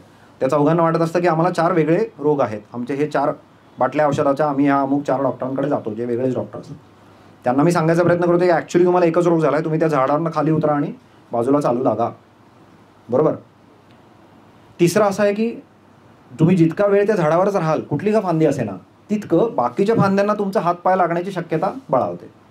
आणि म्हणून तुम्ही असा सल्ला एक उडत उडत जो ऐकता ना, डॉक्टर कधी कधी म्हणतात बघा टेबलासमोर बसून की तुमचं वजन कमी करा तुम्ही, ते म्हणू नये, पण ते त्याचं व्यापक चित्र नीटपणे सांगितलं पाहिजे, बरोबर. आणि ह्याच्यात अजून एक गोम काय बघा की लठ्ठपणा ही एक फांदी आहे, लठ्ठपणा मुळाशी नाही आहे. आणि म्हणूनच तुम्हाला असे लोक माहिती आहेत की ज्यांना PCOD आहे, ज्या मुलींना, पण त्या लठ्ठ नाही आहेत. म्हणजे लठ्ठ असलेल्या PCOD मुलीला कसं आपल्याला लगेच चान्स मिळतो तिला म्हणायला की हो तू वजन कमी कर, किंवा ज्याला ब्लड प्रेशरचा त्रास आहे त्याला आपण चटकन बोलून जातो की किती वजन तुझं वाढलं आहे. पण आपण हे लक्षात घेतलं पाहिजे की लठ्ठपणा हे एक मॅनिफेस्टेशन आहे, एक त्याचं रूप आहे. ते नसताना देखील तुम्ही बाकी फांद्यांवर असू शकता का? असू शकता ना. म्हणजे आज मोठ्याल्या हॉस्पिटलमध्ये जाऊन बघितलं तर जे शेकडोनी आणि हजारोनी रुग्ण जे येत आहेत हृदयविकाराची तक्रार घेऊन, मधुमेहाची तक्रार घेऊन, त्यातले अनेक रुग्ण लठ्ठ नाहीच आहेत. हे तुमचा अनुभव तुम्हाला माहिती आहे. ह्या चित्रामुळे त्याची स्पष्टता येईल, ठीक आहे. आता हे जे 2 चोर खाली जे आहेत, जास्त इन्शुलिन आणि इन्शुलिन विरोध, त्यांचा सहभाग कसा त्या मधुमेहामध्ये, म्हणजे एका फांदीमध्ये कसा आहे ते आपण आता समजून घेतलं. म्हणजे एकच रोग आता आपण समजून घेतला खरं तर. आणि मी आता तुम्हाला जणू काही बाकीचं चित्र दाखवलं आता सगळा तो काढून, ठीक आहे. तर आता तुम्हाला गंमत अशी एक सांगतो की काही रोगांमध्ये असं होतं की ह्या दोन्ही दरोडेखोर आहेत समजा, ते तुम्हाला 2 बंदुकांमधनं गोळ्या मारतायत अशी जर तुम्ही कल्पना केलीत, तर काही रोग असे असतात की दोघांच्या गोळ्या लागतच नाहीत, म्हणजे एकच गोळी लागते. म्हणजे PCOD हा रोग सांगतो पटकन. तर PCODमध्ये काय होतं आहे की स्त्रियांच्या मासिक पाळीमध्ये मध्ये काय घडलं पाहिजे, तर इस्ट्रोजन वाढलं पाहिजे. इस्ट्रोजन नावाचं जे हॉर्मोन आहे ते वाढलं पाहिजे साधारण मध्यावर. ते इस्ट्रोजन तयार कसं होतं, तर बायोलॉजीमधली गंमत एक अशी आहे की इस्ट्रोजन हे टेस्टोस्टेरोनमध्ये तयार होतं, म्हणजे ज्याला आपण पुरुषी हॉर्मोन म्हणून ओळखतो त्याच्यातून तयार होतं आहे बरं का इस्ट्रोजन. त्यामुळे स्त्रीच्या शरीरामध्ये ही कॅपॅबिलिटी असते, क्षमता असते की टेस्टोस्टेरोन घ्यायचं आणि त्याचं इस्ट्रोजन बनवायचं. सो जर तिला मध्यावर जर बऱ्यापैकी इस्ट्रोजन हवं असेल तर साधा त्याचा अर्थ असा होतो की त्याच्या आधी तिच्याकडे भरपूर टेस्टोस्टेरोन पाहिजे, म्हणजे मग ती कन्व्हर्ट करून घेऊ शकेल. मान्य. आता ही जी प्रक्रिया आहे टेस्टोस्टेरोनचं इस्ट्रोजन बनवण्याची, त्याच्यामध्ये अति इन्शुलिन बाधा आणतं. आणि म्हणून त्या स्त्रीच्या किंवा मुलीच्या शरीरामध्ये टेस्टोस्टेरोन जास्त आणि पुरेसे इस्ट्रोजन नाही, अशी विचित्र अवस्था तयार होते, ज्याने जर तुम्हाला PCODच्या सिम्पटम्स माहिती असतील, लक्षणं माहिती असतील, तर ती सगळी त्यातनं एक्सप्लेन होतात. म्हणजे PCOD हा मुळामध्ये अति इन्शुलिनचा रोग आहे. म्हणजे माझ्याकडे ज्या PCODच्या केसेस येतात, आता गंमत म्हणजे असं की जे गर्भधारणेसाठी, फर्टिलिटीसाठी मदत करणारे जे डॉक्टर असतात ते मुलींना माझ्याकडे पाठवतात, कारण ते म्हणतात वरनं आम्ही औषधं देतोय त्याचा उपयोग होत नाही, कोणीतरी हिच्या डोक्यावर बसून ते करून घ्यायला पाहिजे 3 महिने. म्हणजे माझ्याकडे असे सक्सेसफुल केसेस आहेत, इव्हन इन्क्लुडिंग प्रेग्नन्सी झालेल्या. कारण त्यांना PCOD झालेला होता. मी काही करत नाही बाकी, मी त्यांना झाडावरनं खाली उतरवतो. म्हणजे माझ्याकडे गंमत अशी झाली आहे की मला वेगळे 10 फॉर्म्युले लावायचेच नाहीत आणि हीच ताकद तुमच्याच हातात आहे. बरोबर. तुम्हाला जर योग्य मार्गदर्शन मिळालं तर तुम्हाला मी असं आग्रह करतोय की तुम्ही एकेका फांदीचा वेगवेगळा विचार आणि वेगवेगळ्या त्याच्यावर करवती चालवणं हे फार काळ करूच नका. तेवढ्यापुरतं करा. आता BP वाढलं तर तेवढ्यापुरती तुम्हाला गोळी घ्यायला लागेल. पण मी झाडावरनं उतरतोय की नाही हा खरा विचार केला पाहिजे. म्हणजे 6 महिने गेले, वर्ष गेलं, 5 वर्ष गेली, फार काळ त्याच्यावर वरती त्या झाडावर राहू नका. ठीक आहे. म्हणजे आता आपण 2 रोग समजावून घेतले, मधुमेह आणि PCOD. बरोबर. आता ज्याने ह्या सगळ्या रामायणाची सुरुवात आपण जिथून केली होती, तो जो लठ्ठ माणूस, तिकडे परत येऊया आपण. बरोबर. तर आता त्याच्यामध्ये मी तुम्हाला असं सांगणार आहे की आपलं शरीर 2 अवस्थांमधनं गेलं पाहिजे रोज. त्या कुठल्या 2 अवस्था आहेत? तर त्यातली पहिली अवस्था अशी आहे की मी गेल्या एक साधारण 5-6 तासात अन्न खाल्लं आहे, अशी ती अवस्था. म्हणजे समजा अशी कल्पना करा की दुपारी 12ला मी जेवलो, तर साधारण 6 वाजेपर्यंत मी अशा अवस्थेत असतो की ही माझी अन्नग्रहणाची अवस्था आहे, ज्याला आपण इंग्लिशमध्ये म्हणूया फेड स्टेट. त्या फेड स्टेटमध्ये मी आहे. त्या फेड स्टेटमध्ये काय घडते?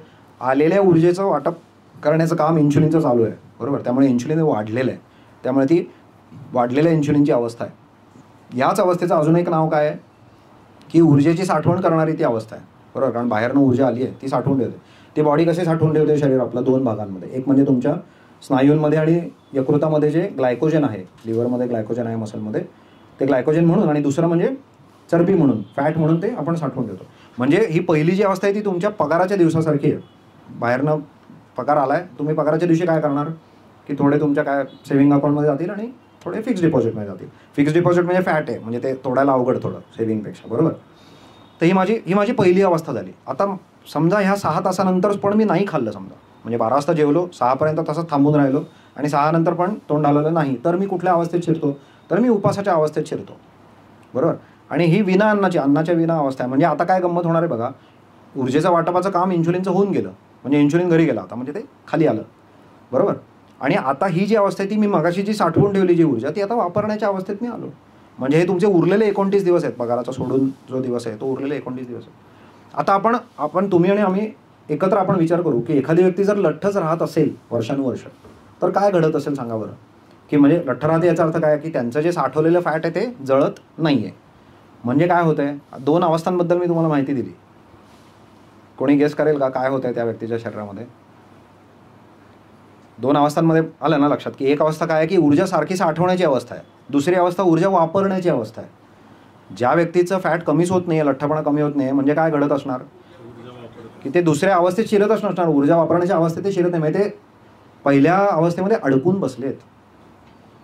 आता परत एकदा आपल्या त्या पगाराचं जर उदाहरण द्यायचं झालं तर एखाद्या व्यक्तीला जर मी मुद्दामून 30 दिवस पगार दिला, म्हणजे त्याला पगाराच्या बाबतीत आवडेल त्याला दिलेला, पण 30 दिवस जर पगार दिला तर तो FD मोडायला कधी जाणारच नाही. म्हणजे पहिल्या अवस्थेत अडकून बसण्याचा मार्ग काय सांगा? म्हणजे आता उलटं बोलूया की समजा मला लठ्ठच राहायचं तर काय मार्ग आहे त्याचा? पहिल्या अवस्थेत अडकून बसणं. बरोबर. मग आता पहिल्या अवस्थेत अडकायचं असेल तर त्याचे 2 मार्ग आहेत. एक मार्ग काय आहे की मी दुसऱ्या अवस्थेत शिरायचंच नसेल तर ते 6 तास पूर्ण व्हायच्या आधीच मी परत खाल्लं, म्हणजे माझं इन्शुलिन खाली यायला लागलं होतं, मी तेवढ्या 3-4 तासात थांबलो जेमतेम आणि परत खाल्लं मी, झालं. आणि दुसरं इन्शुलिन वाढवणारं, तुम्हाला एक लक्षात येत आहे की 2 अवस्थांमध्ये फरक करणारं कोण आहे? इन्शुलिन आहे. वाढलेली अवस्था आणि कमी अवस्था, म्हणजे शरीर दोन्ही अवस्थेत एकत्र असूच शकत नाही, एकाच कुठल्या तरी अवस्थेत शरीर असतं. बरोबर. म्हणजे वाढलेलं इन्शुलिन सांगताय शरीराला की बाबा तू आता एनर्जी साठवण्याच्याच अवस्थेत आहेस. हे इन्शुलिन वरनं कमांड करते, तो वरती अंकुश इन्शुलिनचा आहे. म्हणजे मला लक्षात येते की मी जर असे पदार्थ खाल्ले की ज्याने माझं इन्शुलिन वाढतंय तरी मी पहिल्याच अवस्थेत राहीन, कारण तीच तर डेफिनेशन आहे. म्हणजे मी समजा कार्बोहायड्रेट भरपूर खाल्ले तर काय होईल माझं त्या ग्राफप्रमाणे. आणि बहुतांश लोक कदाचित ते दोन्ही करतायत की ते अति कार्बोहायड्रेट्स पण खात आहेत आणि ते दिवसात अति वेळा पण खात आहेत.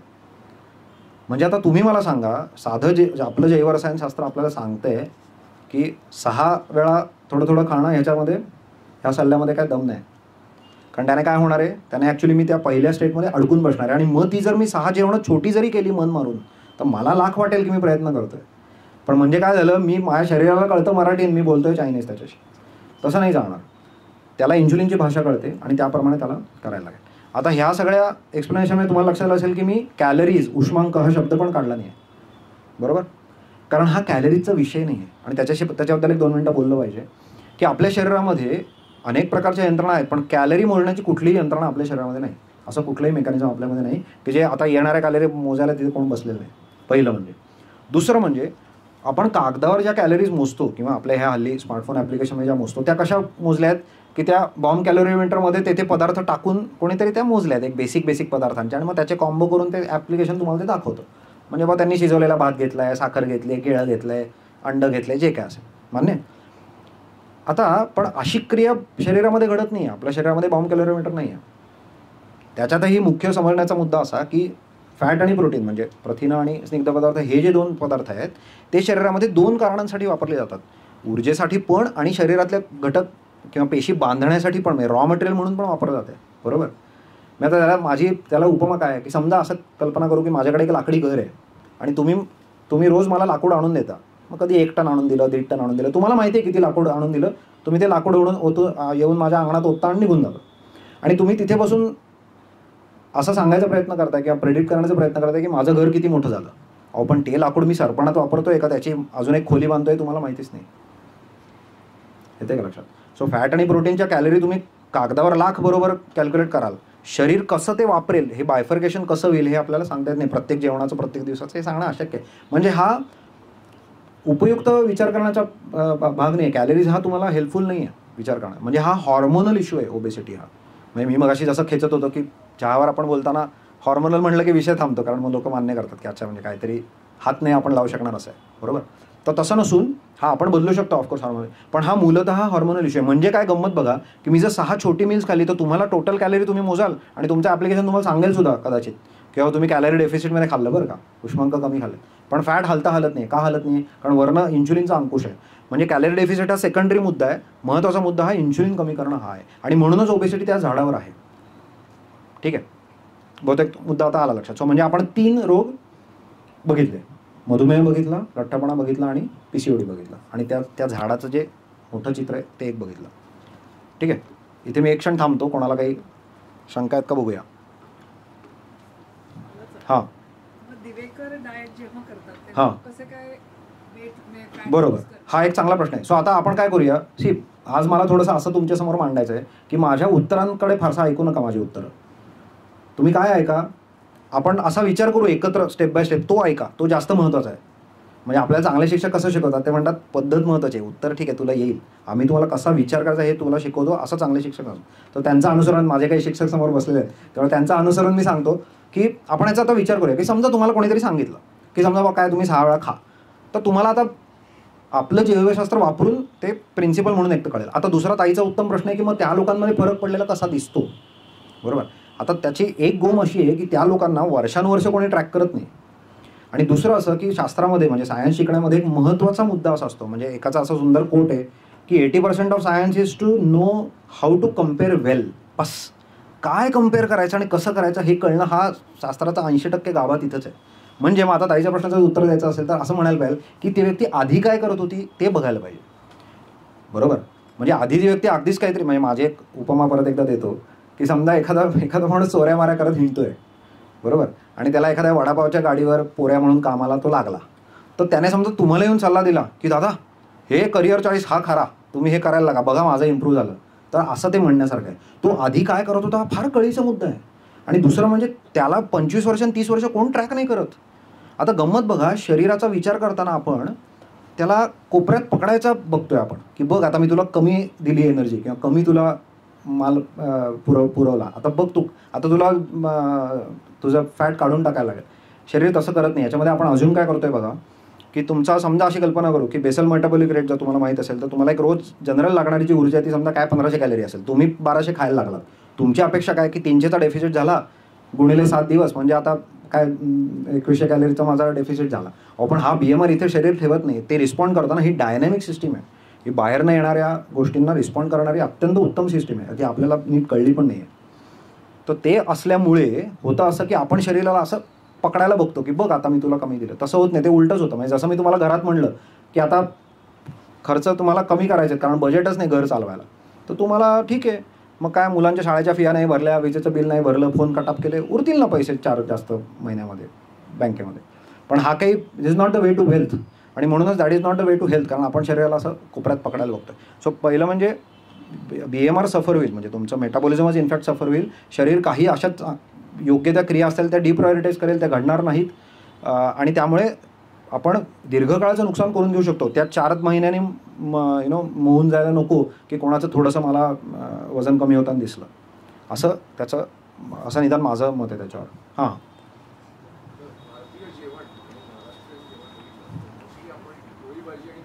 बरोबर. हां हां, बरोबर. हां हां, बरोबर. उत्तम प्रश्न आहे.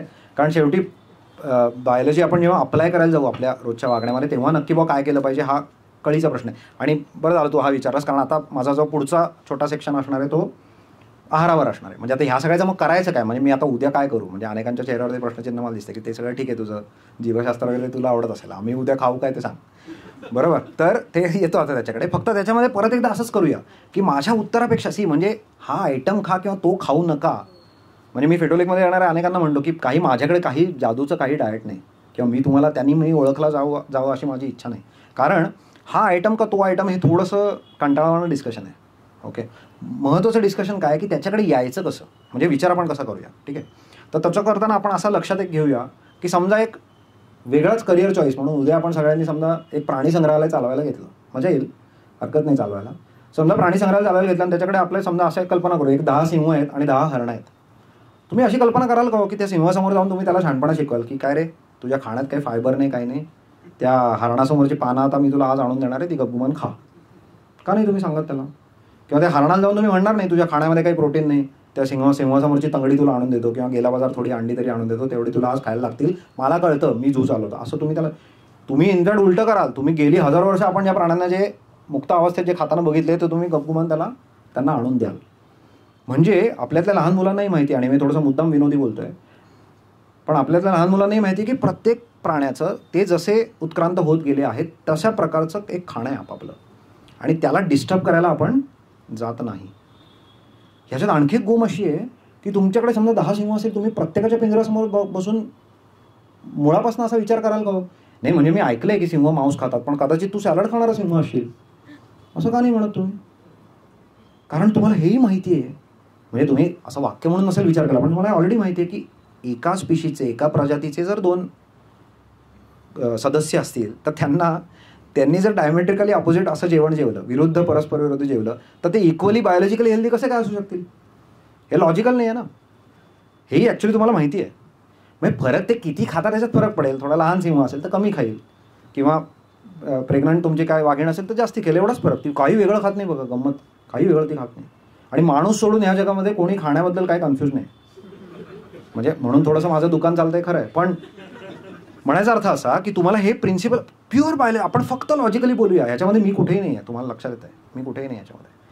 सो आपल्याला हे लक्षात येते. म्हणजे खरा प्रश्न काय विचारण्याजोगा, जसा आपल्याला परत एकदा तेच आपले शास्त्राचे शिक्षक आपल्याला काय सांगतात, प्रश्न विचारायला शिका. म्हणजे काय, मग आता ह्याच्यात खरा प्रश्न विचारण्यासारखं काय आहे की मानव जर एक स्पीशीज असेल, आपण सगळे एक स्पीशीज आहोत ना, होमोसेपियन्स, तुम्हाला माहिती आहे, तर आपण जर एका प्रजातीचा आहोत तर मग आपला आराखडा काय खाण्याचा, हा खरा प्रश्न आहे विचारण्याचा. म्हणजे आणि मग त्या आराखड्यातनं तुम्ही तुमचं ताट सजवून घेऊ शकता, काही हरकत नाही आहे, बरोबर.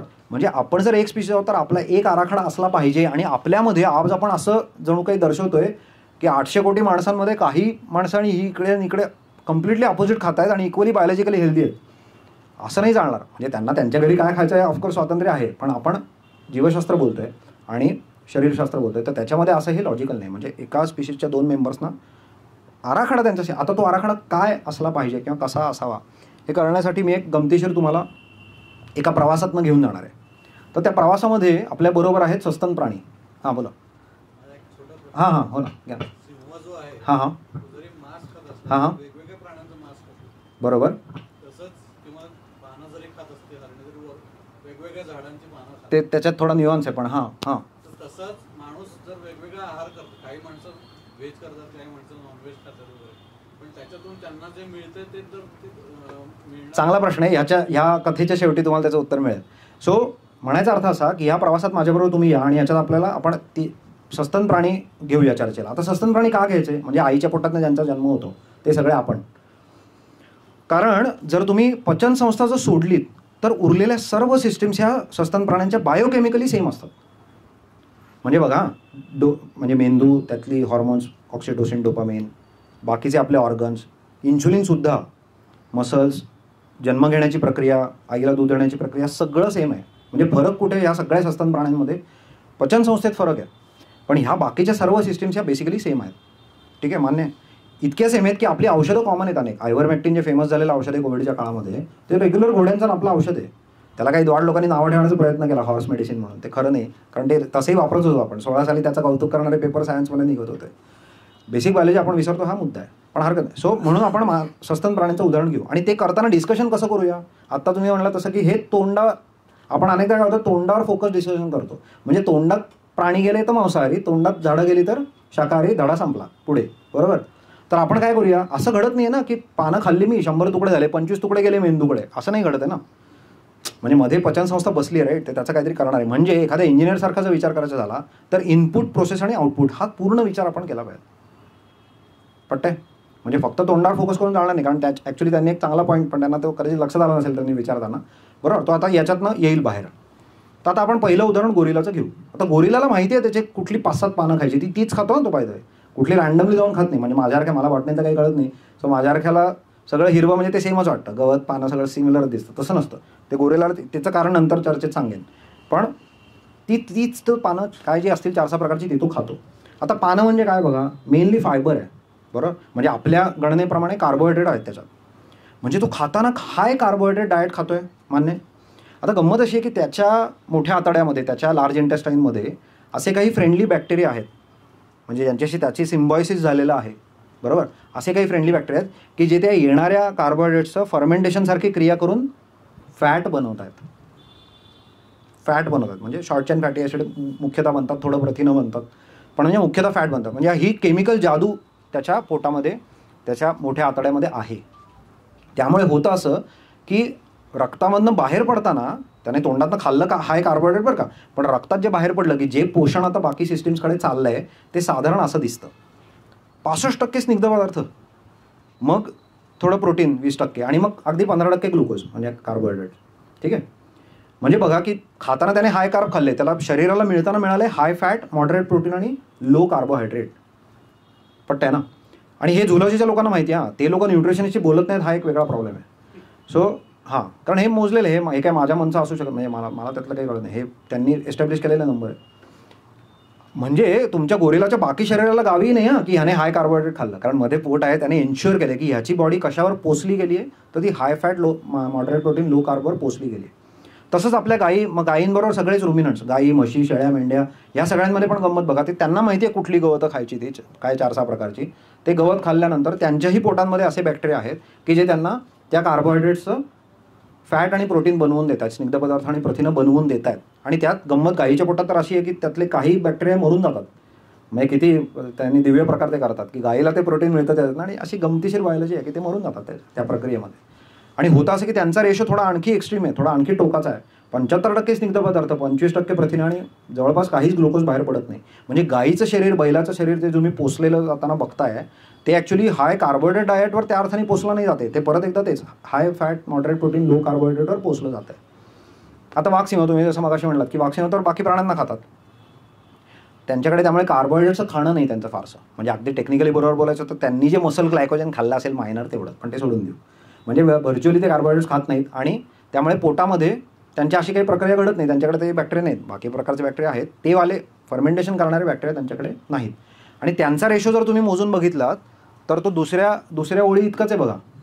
म्हणजे जे प्राणी एकमेकांना खातात, म्हणजे खरं तर वाघ इकडे खातात गाईला वगैरे, पण त्यांची शरीरं त्याच न्यूट्रिशनल पॅटर्नवर, त्याच पोषणावर पोचली जातात. पण आता हे आश्चर्य वाटणार का नाही, मगाशीच आपण इतकं बोललो की सस्तन प्राणी हे इतक्या म्हणजे इतकं त्यांच्यामध्ये साधर्म्य आहे, डायजेस्टिव्ह सिस्टीम सोडली तर. त्यामुळे त्यांचे मेंदू, त्यांची ही सगळी हॉर्मोन्स, त्यांच्या बाकी ह्या सर्व क्रिया, ॲबिलिटीमध्ये फरक असेल, त्यांचं बाय अँड लार्ज त्याचा पॅटर्न सेम आहे बघा. तो पॅटर्न तुम्हाला दिसतोय, तो काय पॅटर्न, हाय फॅट, मॉडरेट प्रोटीन आणि लो कार्ब. हा सर्व सस्तन प्राण्यांचा शरीर पोचलं जाण्याचा पॅटर्न आहे. तोंडात तो दिसो अथवा न दिसो. म्हणजे गंमत अशी आहे की त्या सगळ्यांनी आपापले मार्ग शोधून घेतले त्या पॅटर्नपर्यंत पोहोचण्याचे, बरोबर. त्या पॅटर्नपर्यंत पोहोचण्याचे त्यांचे आपापले मार्ग आहेत. मग कोणी गवत खाते, कोणी दुसऱ्या प्राण्यांना खाते, एवढाच फरक. आता मी असं म्हणणार की ठीक आहे, म्हणजे मानव जर सस्तन प्राणी आहे तर म्हणजे माझ्या सिस्टीम्सनं पण तसंच हवं असलं पाहिजे. असं माझं आर्ग्युमेंट आहे. माझ्या सिस्टीम्सना पण, ज्यांच्याशी माझं इतकं साधर्म्य आहे की अगदी औषधंसुद्धा, कुत्र्यांना सुद्धा डायबिटीस आणि किडनीचे रोग होतात. माझ्या एका मित्राच्या कुत्रीची किडनी काढली आहे, तिला तेच सेम, ती पण ती झाडावर चढलेली आहे, कारण तिच्याकडे तेच हार्मोन्स आहेत, काही फरक नाही. बरोबर. म्हणजे माझ्या सिस्टीम्सना, म्हणजे माझ्या मेंदूला, माझ्या मसल्सना कुठलं न्यूट्रिशन हवं असलं पाहिजे? हाय फॅट, मॉडरेट प्रोटीन आणि लो कार्ब. आता आपण उलटा प्रवास करूया. आपल्याला आउटपुट माहीत झालं, मानवाचा आउटपुट काय आहे ते. बरोबर. आता आपण उलटा प्रवास करू. आता आपण आपलं पोट उघडून बघू. आपल्याकडे जर ते बॅक्टेरिया असतील तर हाय कार्बोहायड्रेट डाएट खाल्लेलं चालेल. बॅक्टेरिया नसतील तर जसं आउटपुट हवं तसंच खायला लागेल, कारण कन्व्हर्जन होणार नाही. कन्व्हर्जन करणारे बॅक्टेरिया नसतील. आपण अत्यंत लॉजिकली स्टेप बाय स्टेप जातो आहे. बरोबर. तर आपण हे डायजेस्टिव्ह सिस्टीम खूप वेल स्टडीड आहे, आपल्याला व्यवस्थित माहिती आहे. आपल्याकडे बरेच प्रकारचे बॅक्टेरिया आहेत, पण हे असं फर्मेंटेशन करणारे नाहीत.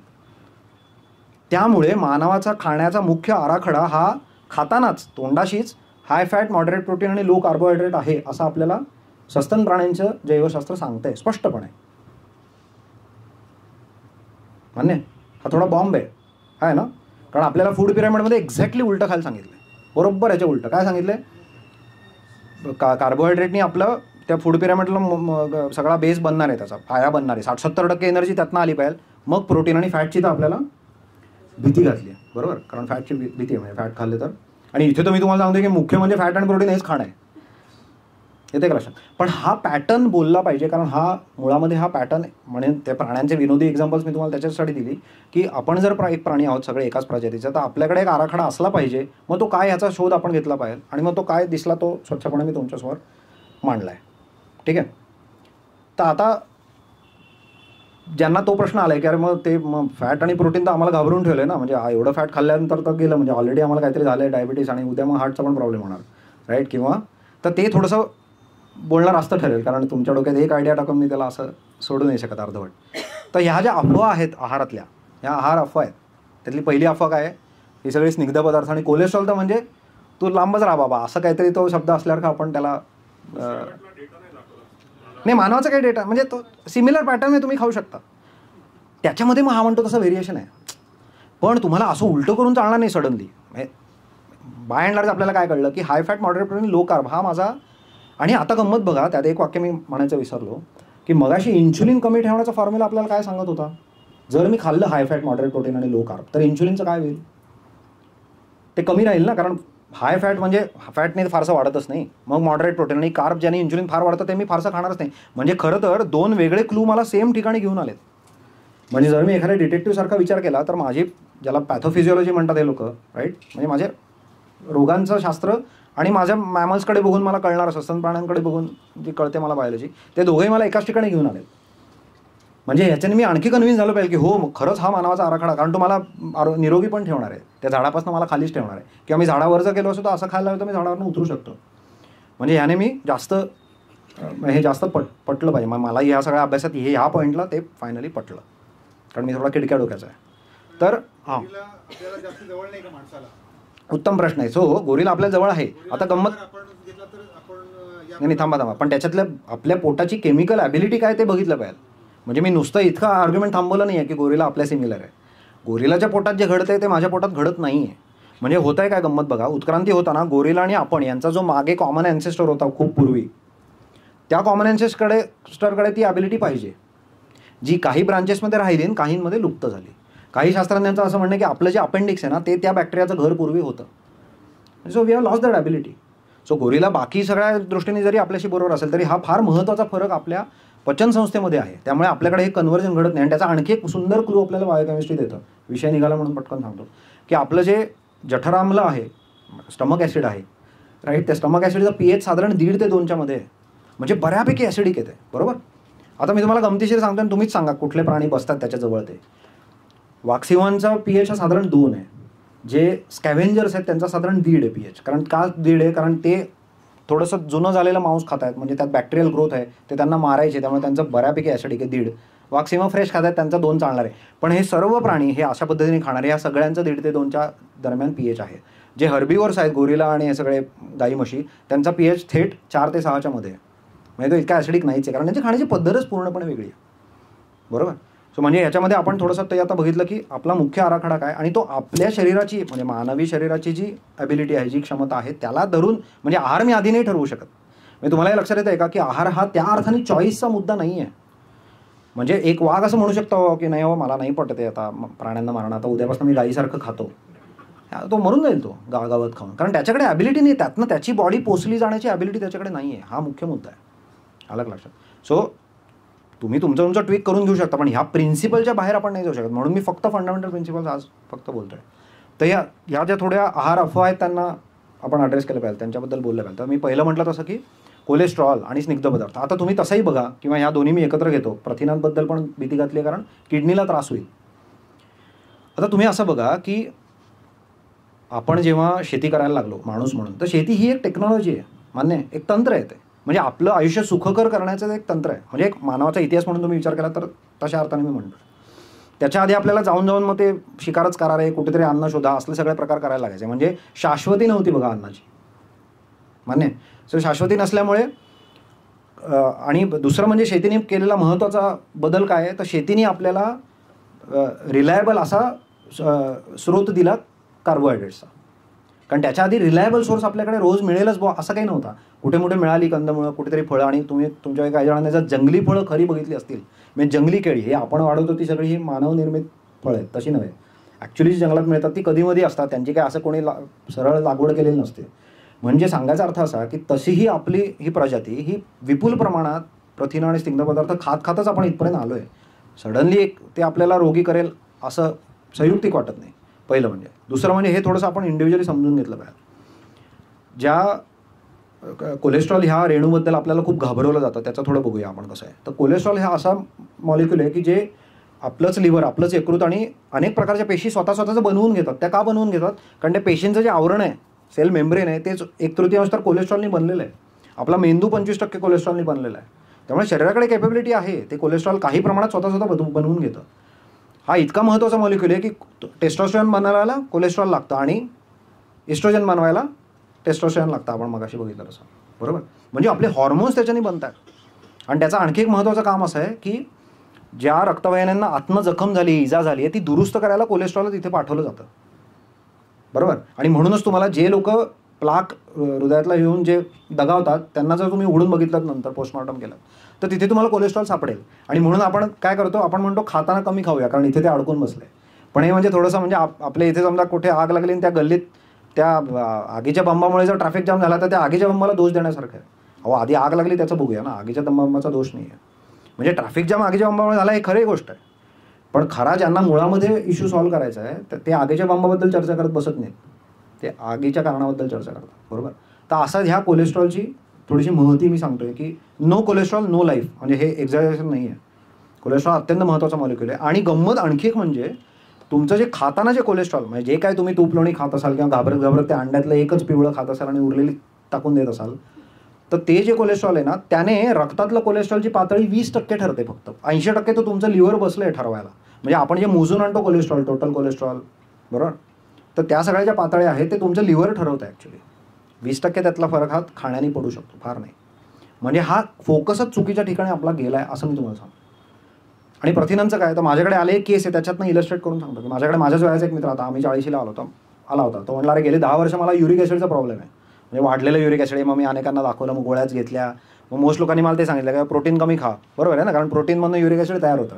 आता परत तेच योग्य प्रश्न विचारला पाहिजे. इथे प्रश्न काय सांगा, योग्य प्रश्न विचारायचा, कोणी ओळखू शकेल का? युरिक ॲसिड का वाढतं, बरोबर. पण म्हणजे प्रथिनांमुळे वाढतं हे टेक्निकली बरोबर आहे बरं का, म्हणजे प्रथिनांमधून युरिक ॲसिड तयार होतं हे खरं आहे. पण योग्य प्रश्न काय विचारायला की आणखी कशाने युरिक ॲसिड तयार होतं. कारण प्रथिन आणि फॅट हे ऑप्शनल नाही आहे, ते खायचंच आहे. हे म्हणजे असं होईल, म्हणजे अशा एखादी व्यक्ती तुमच्याकडे आली आणि त्यांना तुम्ही म्हणलात नाही प्रथिनं कमी खा, हे म्हणजे असं आलं की एखाद्या शाळेतलं कोणीतरी आलं आईबाबांकडे, आई अगं अभ्यास करताना डोकं दुखतं. ह्या भूतलावर एक आई अशी नाही की जी म्हणेल ठीक आहे मग अभ्यास करू नकोस, आणून दाखवा, अशी नाही ना. कारण ते ऑप्शनल नाही आहे. ती त्याला 10 प्रश्न विचारेल. तुला चष्माच लागला आहे का, तुझी झोप झाली आहे का, तुला खायला देऊ का, तू थोडा वेळ खेळून ये, तुला कळतं आहे का अभ्यास, मी मदत करते, 50 प्रश्न तिला विचारेल, बरोबर. तिच्या तोंडनं कधी निघणार नाही की अभ्यास. तर हे असं आपलं होतं आहे. प्रोटीन इथे आपण आधी तसंही खात नाही नीटपणे, बरोबर. आणि आपण ह्या प्रॉब्लेमच्या व्यक्तीला लगेच ते प्रोटीनच्या माथी मारून मोकळे होते की ठीक आहे मग तू प्रोटीन खाऊ नको, तसं नाही. तर मग ह्या मित्राचं मी अनालाइज केलं. आपण हे लक्षात घेतलं पाहिजे की युरिक ॲसिड आणखी कशाने बनतं, हा कळीचा प्रश्न आहे. तर ते फ्रुक्टोजमधनं बनतं. फ्रुक्टोज तुम्हाला माहिती आहे की फळांमधनं फ्रुक्टोज आपल्याला मिळतं, आणि तसंच साध्या साखरेतनं पण, कारण त्याच्यात ग्लुकोज आणि फ्रुक्टोजची जोडी आहे, बरोबर, म्हणजे त्यातनं मिळतं. मग त्याचा मी फळ, तो म्हणत होता मी फ्रूट लवर आहे, मी चांगल्या प्लेटा घेऊन तो आठवड्यात 4 वेळा खात असे, मग त्याचं मी ते सगळं कमी केलं आणि प्रोटीनच मी वाढवलं कॉन्फिडंटली, कारण तो खातच नव्हता पुरेसं. तो नंतर मला फोनवर म्हणे की कधी एवढं जन्मात विचार केला नव्हता मी प्रत्येक जेवणात बाबा पुरेसं प्रोटीन खातोय की नाही, आणि त्याचं 3च महिन्यामध्ये युरिक ॲसिड 10 वर्षात जेवढं कधी खाली आलं नव्हतं, गोळ्या बिळ्या घेऊन प्रोटीन कमी होऊन ते आपोआप कमी आलं. ही फंडामेंटल बायोलॉजी आहे, बरोबर, आणि त्याच्याकडे जर आपण लक्ष दिलं तर हे होऊ शकतं. म्हणजे म्हणायचा अर्थ असा की प्रथिनांबद्दल जे घाबरवलं जातं आहे ते किडनी, अरे मग किडनीवर भार येईल असं लक्षात घ्या. आपण शिकारी प्राण्यांची बायोकेमिस्ट्री आपली शिकारी प्राण्यांची, आज जरी आपण जात नसलो तरी हे जे मेक अँड मॉडेल आहे, हे जे सॉफ्टवेअर आणि हार्डवेअर रन होतं आहे हे जुनंच आहे. गेली 2 लाख वर्ष त्याच्यामध्ये काही फरक झालेला नाही. त्यामुळे पुरेशा प्रमाणात फॅट आणि प्रोटीन आपण रिचवू शकतो. किडनीचा रोग तुम्हाला आठवत असेल तर ते आपल्या झाडावर आहे बघा, इन्शुलिनच्या. सो ज्यांच्या किडनीला आपण, म्हणजे जे लोक त्या फांदीवर चढले आहेत त्यांना तो त्रास होतो, आणि ते कोणाच्या माथी मारत आहेत, प्रोटीनच्या. त्यांनी झाडावरनं खाली उतरण्याची गरज आहे. त्यांचं शरीर पुरेशा प्रमाणामध्ये ते रिचवू शकतं. म्हणजे स्निग्ध पदार्थ आणि प्रोटीनांना घाबरायचं नाही आहे किंवा प्रथिनांना घाबरायचं नाही आहे. आणि तिसरा अजून एक आपल्याला आहार अफवा काय आहे मिठाबद्दलची, की अरे बापरे बीपीचे म्हणजे तर काय, परत एकदा तेच मीठ जरा लांबच ठेवा, वरनं घेऊ नका, तेवढंसं काय थोडंसं आळणीच खा, बरोबर, मग ते लोणचं विणचं तुम्हाला नको, विषयच नको, बरोबर. आता परत एकदा आपण शांतपणे विचार करूया की तुमच्या 2 किडनीनं हे काम दिलं आहे की तुमच्या रक्तामध्ये किती सोडियम असलं पाहिजे. हे काम तुमच्या किडनीला दिलेलं आहे. तिला माहिती आहे, म्हणजे त्या दोघींना माहिती आहे, त्या शहाण्या आहेत. आपण शरीराला बावळट समजतो, हा एक प्रॉब्लेम आपला, पण शरीर बावळट नाही आहे. तुम्ही कल्पना करून बघा की शरीरामध्ये कॉम्पेन्सेटरी ज्याला आपण म्हणतो, म्हणजे शरीर फार इकडे या बाजूला आलं तर त्याला परत मध्यभागी ओढणाऱ्या प्रक्रिया घडत असतात. म्हणजे समजा तुमचं आतलं टेम्परेचर आहे 37 सेल्सिअस आहे, तुम्ही असं कधी म्हणू शकता का नाही मला नाही आवडत सर, आता मी जरा वाळवंटात जाऊन बसतो, मस्त जरा 45 वगैरे होऊ दे, असं काही होत नाही. त्याच्याकडे आपल्या प्रक्रिया, किंवा हिमालयात गेलो 10 सेल्सिअस झाला असं काही घडत नाही. तसंच किडनी ह्या आपापला बॅलन्स करत असतात. बाहेरनं कमी मीठ आलं तर त्यांना त्यांना चिंता आहे टोटल सोडियमची. तुम्ही कमी मीठ बाहेरनं दिलं तर तेवढं काल जेवढं सोडत होत्या युरिनमधनं बाहेर तेवढं सोडणार नाहीत. तुम्ही असं त्यांना फसवू नाही शकत. त्यांना त्यांचं काम माहिती आहे, बरोबर. जसं तुम्ही शरीराच्या तापमानाला फसवू नाही शकत तसं किडनीला फसवू नाही शकत. त्यामुळे ॲक्च्युली कमी मीठ खाऊन कोणाचंही बीपी गेलेलं नाही. विचारून बघा, शिवाय घ्यायलाच लागते ना गोळी, कारण आपण मूळ कारणच विसरतोय. आता ह्याच्यातली मागची थोडीशी बायोकेमिस्ट्री समजून घेतली पाहिजे की मग किडनीला कळतं कसं की किती सोडियम ठेवायचं रक्तामध्ये, हा खरा प्रश्न आहे, बरोबर. सो किडनी पण एका हॉर्मोनकडे बघते, त्याचं नाव आहे अल्डोस्टेरॉन. आता अल्डोस्टेरॉन जर हाय असेल तर किडनीची अशी पद्धत आहे की जर हाय अल्डोस्टेरॉन असेल तर ती जास्त सोडियम धरून ठेवते. आणि तुमच्यातले जे केमिस्ट्रीवाले त्यांना माहिती आहे की मीठ आणि पाणी एकमेकांना आवडतात, त्यामुळे मीठ ओढून धरलं की पाणी पण त्याच्याबरोबर येतच, बरोबर. ते दोस्त आहेत. त्यामुळे जास्त सोडियम धरून ठेवलं की म्हणून जास्त पाणी आणि जास्त बीपीवर, हे खरं आहे. पण तिथे आपण मीठ बघतो आणि आपण डायरेक्ट उडी मारतो खाण्याच्या मिठावर, पण तसं नाही, मध्ये प्रोसेस आहे. सो किडनी आपली बघते अल्डोस्टेरॉनकडे, आणि ज्यांचा अल्डोस्टेरॉन हाय आहे ती जास्त सोडियम धरून ठेवते, त्याच्याबरोबर जास्त पाणी येते आणि म्हणून त्यांचं बीपी वर जात आहे. ही गोष्ट खरी आहे.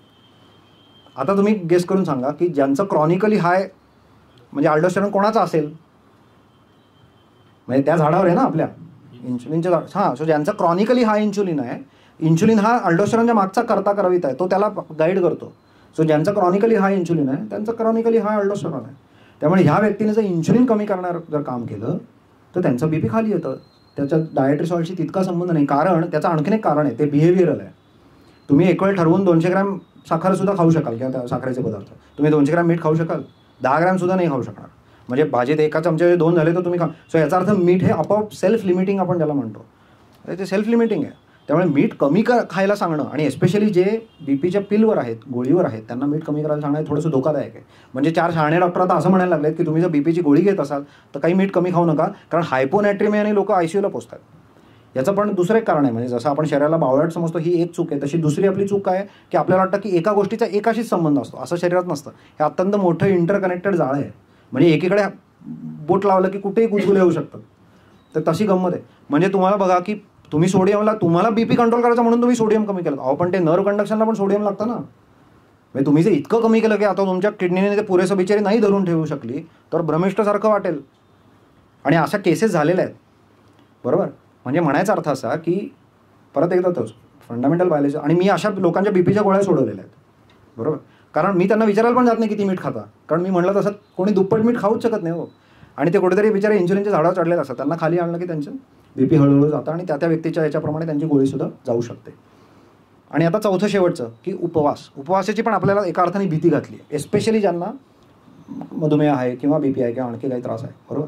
त्यांना तर म्हणलं की नाही तुम्हाला तर वेळेवर खाल्लंच पाहिजे. म्हणजे लोक त्यांच्या आजूबाजूला असं करतात की सगळं ते थांबवतात की बाबा तुमची आता गोळीची खाण्याची वेळ झालेली आहे, बरोबर आहे ना. तर उपवासाची गंमत बघा की उपवास हे पहिलं म्हणजे स्टार्व्हेशन नाही आहे. का नाही आहे सांगा बरं. कारण उपवासाने काय घडतंय, मगाशी आपण जसं बघितलं की शरीराला आपण त्या दुसऱ्या अवस्थेत नेतोय, फेज 2 मध्ये नेतोय. ती दुसरी अवस्था काय आहे, आता फॅट बर्निंगची आणि ग्लायकोजन बर्निंगची अवस्था आहे. म्हणजे माझ्या खिशात जर पैसे संपलेत पण माझ्या एफडीमध्ये चांगले असतील काही लाखभर रुपये, पण आता मी कफल्लक झालो असं नाही म्हणू शकत ना. म्हणजे सो तुमच्याकडे जर फॅट बर्न करायला असेल तर आता तुम्ही स्टार्व्हेशन मोडमध्ये गेलात, हे खरं नाव आहे. बॉडी केवळ शिफ्ट होणार आहे. आता ती वेगळा एनर्जी सोर्स तो तिनेच साठवून ठेवला आहे, बाय द वे. तिनेच साठवून ठेवला ना, पुन्हा गरज पडते. त्यामुळे उपवास हे पहिलं म्हणजे स्टार्व्हेशन आहे. दुसरं म्हणजे लोकांना भीती कशाची वाटते, जी जेन्युइन आहे पण ती ॲड्रेस केली पाहिजे, की मला हायपोग्लायसेमिया होईल, म्हणजे मला साखर कमी पडेल रक्तातली, ही एक भीती आहे. आता त्याचं पण बघूया गंमत. आणि तुमच्या की काहींना लोकांना लक्षात आलं असेल की आता म्हणतोय की कार्बोहायड्रेट नाही खाल्ले तरी चालेल किंवा फारसे काही गरज नाही आहे म्हणून. मग तुमची ही लोअर जी लिमिट आहे ग्लुकोजची रक्तातली, ती कशी काय मेंटेन होणार. जर मी खाल्लेच नाही कार्बोहायड्रेट्स तर कशी काय मेंटेन होणार. तर त्याची पण एक गंमत आहे. शरीराने त्याची सोय करून ठेवली आहे. कारण परत एकदा बघा, शरीर हे शिकारी प्राण्याचं शरीर जसं बनेल तसं बनलं आहे ना. त्यामुळे त्याने काय म्हणलं की समजा तुला नाही खाणं मिळावं तर इकडे तिकडे फिरणाऱ्या फॅट आणि प्रोटीनपासून मी बनवून घेईन शुगर, असं तुमच्या लिव्हरने तुम्हाला सांगितलं. सो लिव्हर बनवून घेऊ शकतं. सो याचा अर्थ गंमत अशी आहे की म्हणजे बाहेरनं नाही जरी काय आलं तरी तुमच्या मेंदूला ते ग्लुकोज कमी पडू देणार नाही, बरोबर. म्हणजे ही एक अजून एक कॉम्पेन्सेटरी प्रक्रिया शरीरामध्ये होते. त्यामुळे त्या अर्थाने हायपोग्लायसेमियाची भीती फास्टिंगमध्ये नाही. आता काय होतं की जर असं वाटतं, परसेप्शन आहे की आपलं वजन वाढलं आणि वजन वाढल्यामुळे आपल्याला जर भूक लागली, आपण नाही खाल्लं तर मग आपल्याला चक्कर येते आणि थोडंसं वाटतं की अरे जी शरीर आहे ती दुसऱ्या प्रक्रियेत जातच नाहीये आणि त्याच्या आतच आपल्याला काहीतरी चक्कर वाटते. म्हणजे त्याच्यामुळे आपण परत अशा पण स्टेजेसमध्ये, बरोबर. सो हे आता हा गमतीशीर एक असं घडतं बघा. आता गंमत अशी बघा की ज्या व्यक्तीचं इन्शुलिन हाय राहतं आहे त्यांचं जणू काही झालं काय की त्यांच्याकडे ॲक्च्युली दुसरा ऊर्जेचा स्रोत आहे, त्यांचं साठवलेलं फॅट, पण त्याला बसले टाळं. कारण हा इन्शुलिन तुम्हाला ते सोडवू देत नाही. त्यामुळे मग तुमचं शरीर बिचारा पुढच्या अन्नाला मागतच राहतं. म्हणजे जर मी असं केलं की तुमच्या एफडीला तुम्हाला काढू नाही दिली एफडी कधीच आणि इकडनं आता पगार येत नाही तर तुम्ही म्हणाल की आता संपले पैसे, आता परत पगार पाहिजे मला, राईट. म्हणजे तुम्हाला पेचेक टू पेचेक जायला लागेल. सो त्या अर्थाने ते हे घडू शकतं. पण हा म्हणून म्हणलं हा मुळामध्ये सोडवण्याचा मुद्दा आहे. कारण हा आपण वरवर सोडवत राहिलो ना तर गंमत काय होईल बघा. म्हणजे आता खाणं आणि ती गोळी साखरेची, याचं मी उदाहरण देतो. म्हणजे गोळी घ्यायची म्हणून मी आता खातो, हे असं काहीतरी म्हणण्यासारखं की तिकडनं पाण्याचा झोत आता येणार आहे अर्ध्या तासाने म्हणून मी जरा आग लावतो इथे. तो आगच नको लावू ना, मग नको घेऊ पाण्याचा झोत.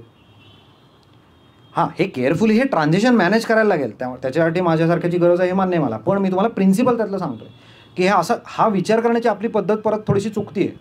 कारण आपण एका गोष्टीला दुसऱ्या गोष्टीने कॅन्सल करायचं बघतोय, मुळातला विषय सुटत नाही आहे, असं थोडंसं ते होतं.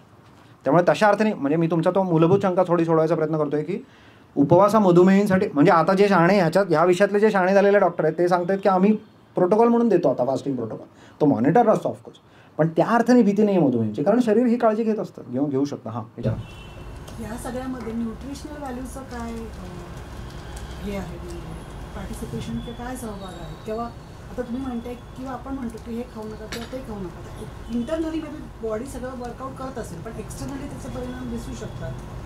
सो हां, म्हणजे मला रोग कळत नाही प्रश्नाचा, पण तुम्ही जे काही खाताय ते तुम्ही योग्य ते निवडून तुमच्या परिस्थितीप्रमाणे त्यातल्या चांगलं निवडून खाता, ते इथेही अप्लाय होणारच आहे.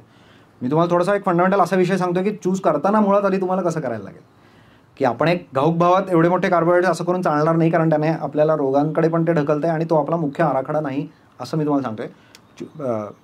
जेव्हा तुम्ही निवडाल, जे कुठले खाद्यपदार्थ तुम्ही निवडाल ते तुम्ही त्यातल्या त्यात तुम्हाला जे काही चांगल्या प्रतीचे मिळतील ते निवडलेच पाहिजे, बरोबर आहे. पण ते कुठेही खरंच आहे, म्हणजे ते आजही तसंही खरं आहे. म्हणजे हे समजा माझं तुम्ही ऐकलं नसतं तरी ते खरंच आहे म्हणजे. आणि न्यूट्रिशन व्हॅल्यू आपला हा टॉपसॉईलचा प्रॉब्लेम आहे म्हणून ती कमी झाली आहे. म्हणजे तुम्ही गेल्या काही वर्षातले असे तुम्ही काही बघितले असतील रिसर्च की एका काय समजा पालकाच्या जोडीमध्ये अमुक न्यूट्रिएंट पूर्वी असायचे 50 वर्षापूर्वी, ते आता मिळत नाहीत. ही गोष्ट खरी आहे, पण तो एक वेगळ्या पद्धतीचा प्रॉब्लेम आहे. म्हणजे तो आत्ता मी तिथे जात नाही, पण तो, आणि जे शेती किंवा ह्याच्यातले तज्ज्ञ आहेत तर त्यांना जास्त कळेल, पण तो प्रॉब्लेम खरा आहे. तो फूड पिरॅमिड अल्टर करायला पाहिजे का? येस, कारण फूड करायला पाहिजे हे असं प्रकार आहे. एवढे फॅट्स घेणं शक्य आहे का आपल्या रोजच्या डाएट? घेऊ शकता. हां, ते सांगतो मी. म्हणजे प्रत्येकाची कसं, म्हणजे त्यातले पदार्थ आता म्हणजे ह्याचं मग तुमच्या प्रश्नाशी जोडून त्याचंही उत्तर देतो मागच्या की व्हेज नॉनव्हेजचं कोणीतरी विचारत होतं.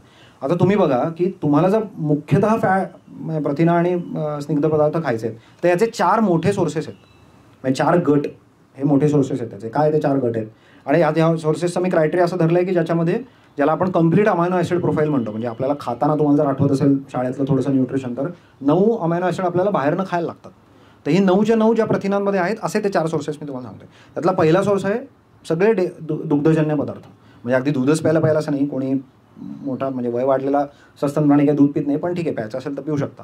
पण दुधातनं आलेले बाकी सर्व पदार्थ न घाबरता खाऊ शकता. म्हणजे पनीर असेल, दही असेल, चक्का असेल, म्हणजे वरती साखर नाही घालायची श्रीखंडाची, म्हणजे चक्का म्हणतोय मी ॲक्च्युअली, राईट. चीज, लोणी, तूप, बटर हे सगळं तुम्ही आरामात खाऊ शकता न घाबरता. हा पहिला सोर्स झाला, बरोबर. म्हणजे व्हेजिटेरियन लोकांसाठी हा मुख्य सोर्स झाला. दुसरा सोर्स आहे अंड्यांचा, म्हणजे पूर्ण अंडी खायची पिवळ्या सकट, कारण कोलेस्ट्रॉलचा आपण म्हणलं तसं काही संबंध नाही. तिसरा मांस आणि चौथं फिश. आता ह्यापैकी जे तुम्ही खात असाल घरी ते तुम्ही यातनं निवडून खाऊ शकता. माझ्याकडे सर्व प्रकारचे लोक भेटायला येतात जे व्हेजिटेरियन आहेत किंवा व्हेजिटेरियन आणि अंडी खातात, किंवा आपल्या भारतीय नॉनव्हेज जे असे जसे असतात की आम्ही फक्त रविवारी खातो किंवा काय एका जेवणात, असे सर्व प्रकारचे माझ्याकडे येतात. त्यांना त्यांचं मी ट्विक करून त्यांना शिकवतो.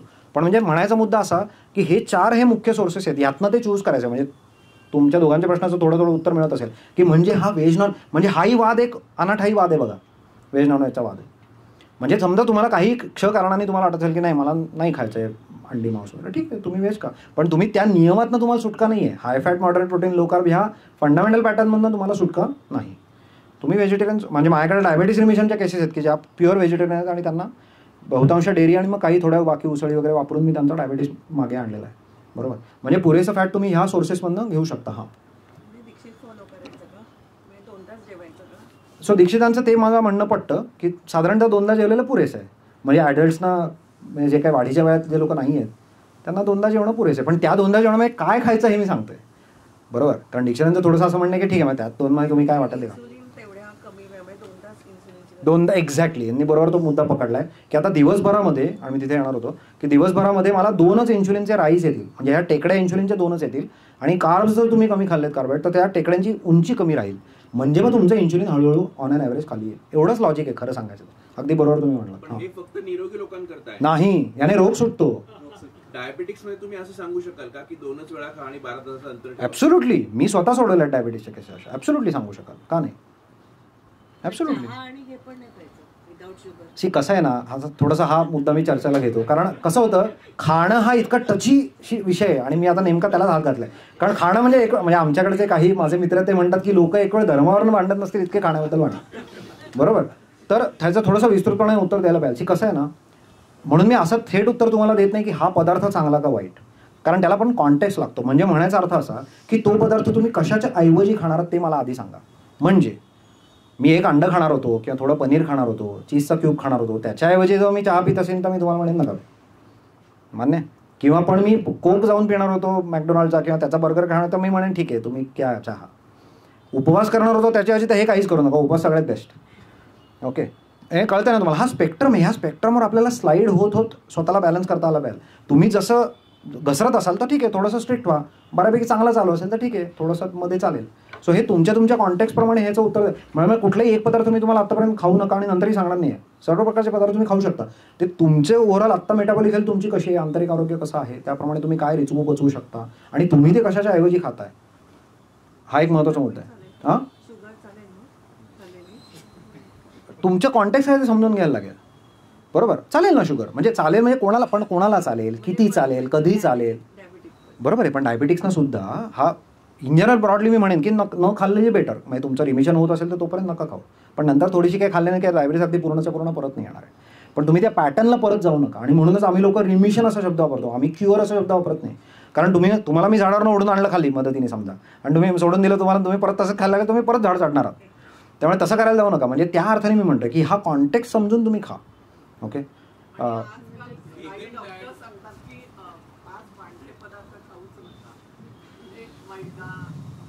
हे काय ना, हे थोडं मार्केटिंगचं वाक्य आहे. हे म्हणजे ऐकायला फार सुंदर वाटतं, पण ह्यात बायोलॉजीला आधार पाहिजे ना त्याच्यामध्ये काहीतरी.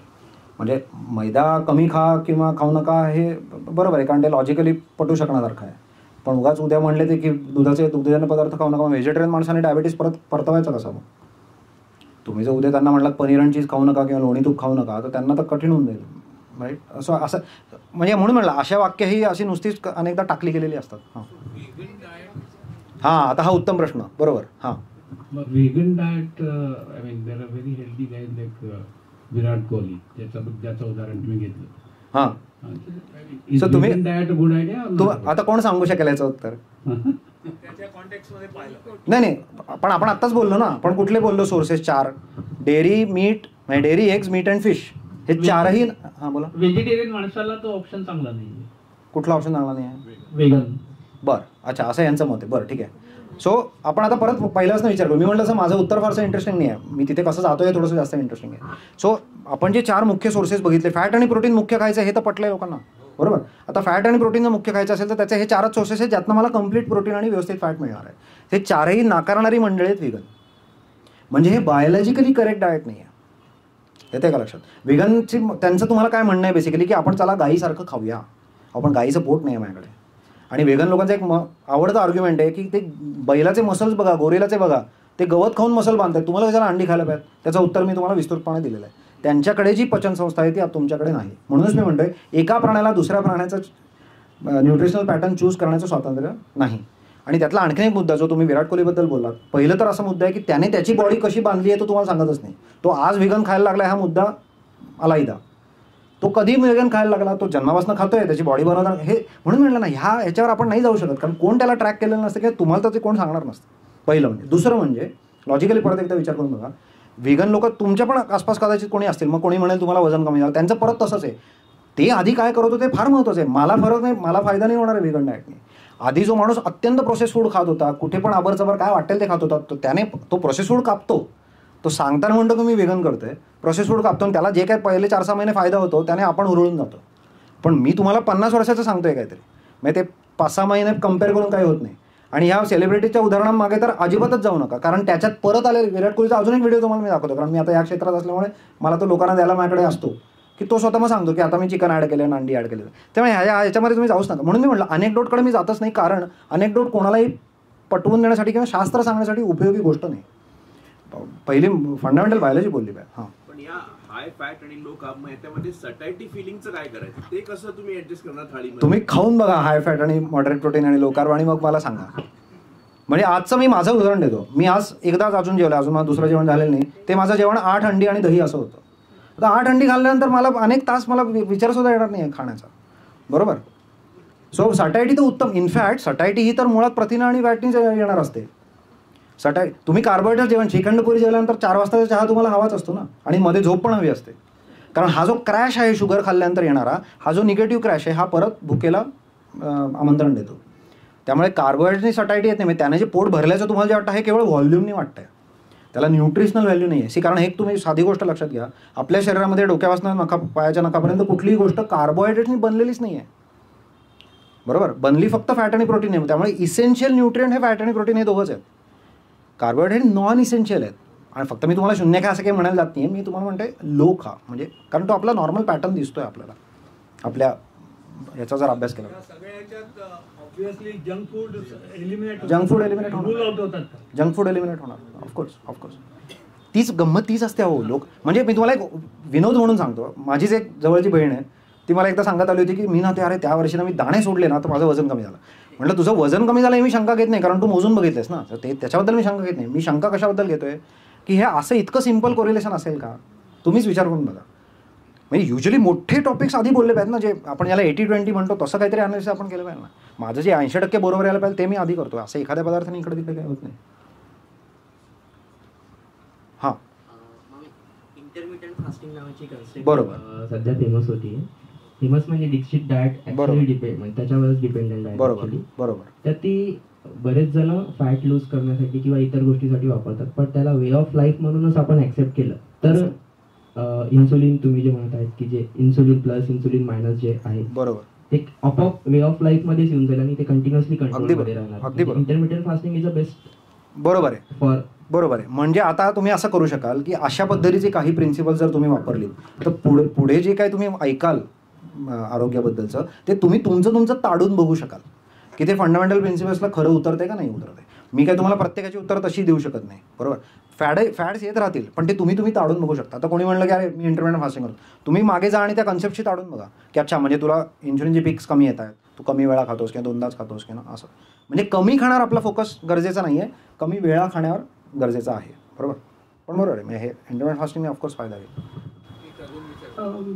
आपल्या आहारात मुख्यतः पोट भरलंय असं वाटण्यासाठी पोळी भाकरी आणि भात हे असतं, तर त्याच्यात कार्बोहायड्रेट जास्त असतात. मग ते कमी करून पोट भरेल असं काय खायला? बरोबर, चांगला प्रश्न आहे, कारण हा रोज घरी करताना हा ठरवायला लागणारी गोष्ट आहे. सो मग बरोबर, व्हेजिटेरियन नाही. सो तुम्हाला जे वाढवू शकतात ह्या गोष्टी ह्या आहेत की तुम्ही पनीर, दही, जे मी चक्का म्हणलं, हंकर्ड, ते पुरेशा प्रमाणात तूप, लोणी, पुरेशा प्रमाणात उसळी डाळी या तुम्ही खाऊ शकता. डाळींवर फक्त लक्ष ठेवायला लागतं, का आपण डाळींना प्रथिनांचा सोर्स म्हणतो, पण डाळींचं तुम्ही सिम्पल बघा, 100 ग्रॅम जर माझ्याकडे शिजवलेली तूर डाळ असेल तर त्यात 22 ग्रॅम प्रोटीन असतात, 62 ग्रॅम कार्बोहायड्रेट्स असतात. सो ते तिप्पट कार्बोहायड्रेट्सना बरोबर घेऊन येतात. पण पहिल्या स्टेपमध्ये निदान बाकीचं तुम्ही जर कमी करू शकलात, पोळी भाकरी भात हे तर ते डाळी आणि उसळी हा चांगला त्याच्यासाठी मार्ग आहे. सो व्हेजिटेरियन मंडळींनी यथेच्छ डेअरीचे पदार्थ आणि उसळी आणि हे सगळं खाऊन, बाकी भाज्या खाऊन तुम्ही पोटभरीला करू शकता. आणि त्याला चांगली सटायटी असते. म्हणजे मी लोकांना म्हणतो की तुम्ही पनीर सँडविच बनवून खा. म्हणजे काय, म्हणजे लाईक पनीरच्या लाद्यांचा सँडविच, ब्रेड न घेता ते तुम्ही खाऊन बघा. 200 ग्रॅमचा ब्लॉक, तुम्हाला 4-7 तास आठवण नाही येणार खाण्याची, जे व्हेजिटेरियन. आणि असं करूनच तुम्ही त्या झाडावरनं खाली उतरण्याची आशा ठेवू शकता. बरोबर, हे ट्रान्झॅक्शन करायला थोडंसं हा इथला पण मुद्दा आहे आपल्याला. आपण त्या ताटाकडे सवय नसते अगदी. पण गंमत काय झाली, परत एकदा तेच आपण जसं म्हणलं की शास्त्रामध्ये कम्पेअर करायला शिकलं पाहिजे. त्याची कंपॅरिझन तिसरं कुठलं तरी असं डाएट नाही की वाटेल तितके कार्बोहायड्रेट्स पण खा आणि झाडाखाली राहा, म्हणजे झाडापासून दूर राहा, असं नाही. त्यामुळे कंपॅरिझन ही रोगांची अनफॉर्च्युनेटली झाली आहे. सो आयदर मी हाय कार्ब खाऊ शकतो किंवा मी रोगांपासून दूर राहू शकतो, म्हणजे लो कार्ब खाऊ. हां, खाऊ शकता, पण सॅलडची गंमत बघा. सॅलड हे कशाच्या ऐवजी तुम्ही खाणार आहात तोच परत मुद्दा आहे. सॅलड हे तुमच्या, हां बरोबर आहे, पोळीच्या ऐवजी खाऊ शकता, पण सॅलड हे तुमच्या काय तुम्ही समजा पनीरची भाजी करणार असाल त्याच्याऐवजी खाऊन उपयोग नाही, कारण सॅलडमध्ये प्रथिन आणि फॅट दोन्ही नाहीत. बरोबर, त्यामुळे ते तुम्ही एक व्हॉल्यूम देण्यासाठी किंवा आवडतं म्हणून किंवा त्याच्यानी तुमचं ते काय 2 पोळ्या तुम्ही कमी केल्या त्याच्या व्हॉल्यूमसाठी म्हणून तुम्ही खाऊ शकता. एकच is nutrition the entire focus of everything that is healthy or is exercise also? Absolutely चांगला प्रश्न आहे. सो मगाशी आपण जसं म्हणलं, आता आज सगळंच मी ऑफकोर्स नाही बोलू शकत, पण मगाशी जे झाड आपण बघितलं त्याच्यात खाली 3-4 घटक होते बघा. सो जो इन्शुलिन आहे तो तुम्ही न्यूट्रिशननी जास्त कंट्रोल करू शकणार आहात, पण खाली जे 3-4 घटक आहेत, ज्याचा ताण आहे, कमी मसल मास आहे, तिथे तुमचा व्यायाम आला, सूर्याबरोबरची दिनचर्या पाहिजे, राईट, पुरेशी व्यवस्थित झोप पाहिजे, हे सगळे तुमचे हे न्यूट्रिशनच्या बाहेरचे आहेत त्या अर्थाने. सो ह्याच्याकडे आपण एकत्रच बघितलं पाहिजे, राईट. सो ते बरोबर आहे. सोयाचं आजकाल खूप हे आलंय की सोया फ्लोअर किंवा सोया बडी, बरोबर, पण त्याच्यामुळे हार्मोनल चेंजेस. येस, अगदी हो. सो सोया मी थोडंसं लांब राहतो त्याच्यापासून. आता हे माझं वैयक्तिक मत म्हणून तुम्ही घेऊ शकता. सोयापासून मी थोडंसं लांब राहतो किंवा माझ्याकडे येणाऱ्या मंडळींना मी फारसं सजेस्ट करत नाही. त्याचं कारणच आहे की सोया हे इस्ट्रोजेनिक आहे. म्हणजे पुरुषांना मी सांगतो की तुम्ही तर त्यातल्या त्यात नकाच खाऊ, कधीमधी खाल्लेलं चालेल. किंवा आता जे व्हेजिटेरियन आहेत त्यांना मग असं अनेकदा होऊन जातं की नाही ते पनीर खाऊन कंटाळा आला किंवा असं, मग त्यांना सोया ठीक आहे. सो तेवढ्या लहान प्रमाणात ठीक आहे, पण शक्य तितकं म्हणजे जी व्यक्ती समजा अंड खातायत मग त्यांनी शक्यतो नाही त्याच्या मार्गाला गेलेलं बरं असं मला वाटतं.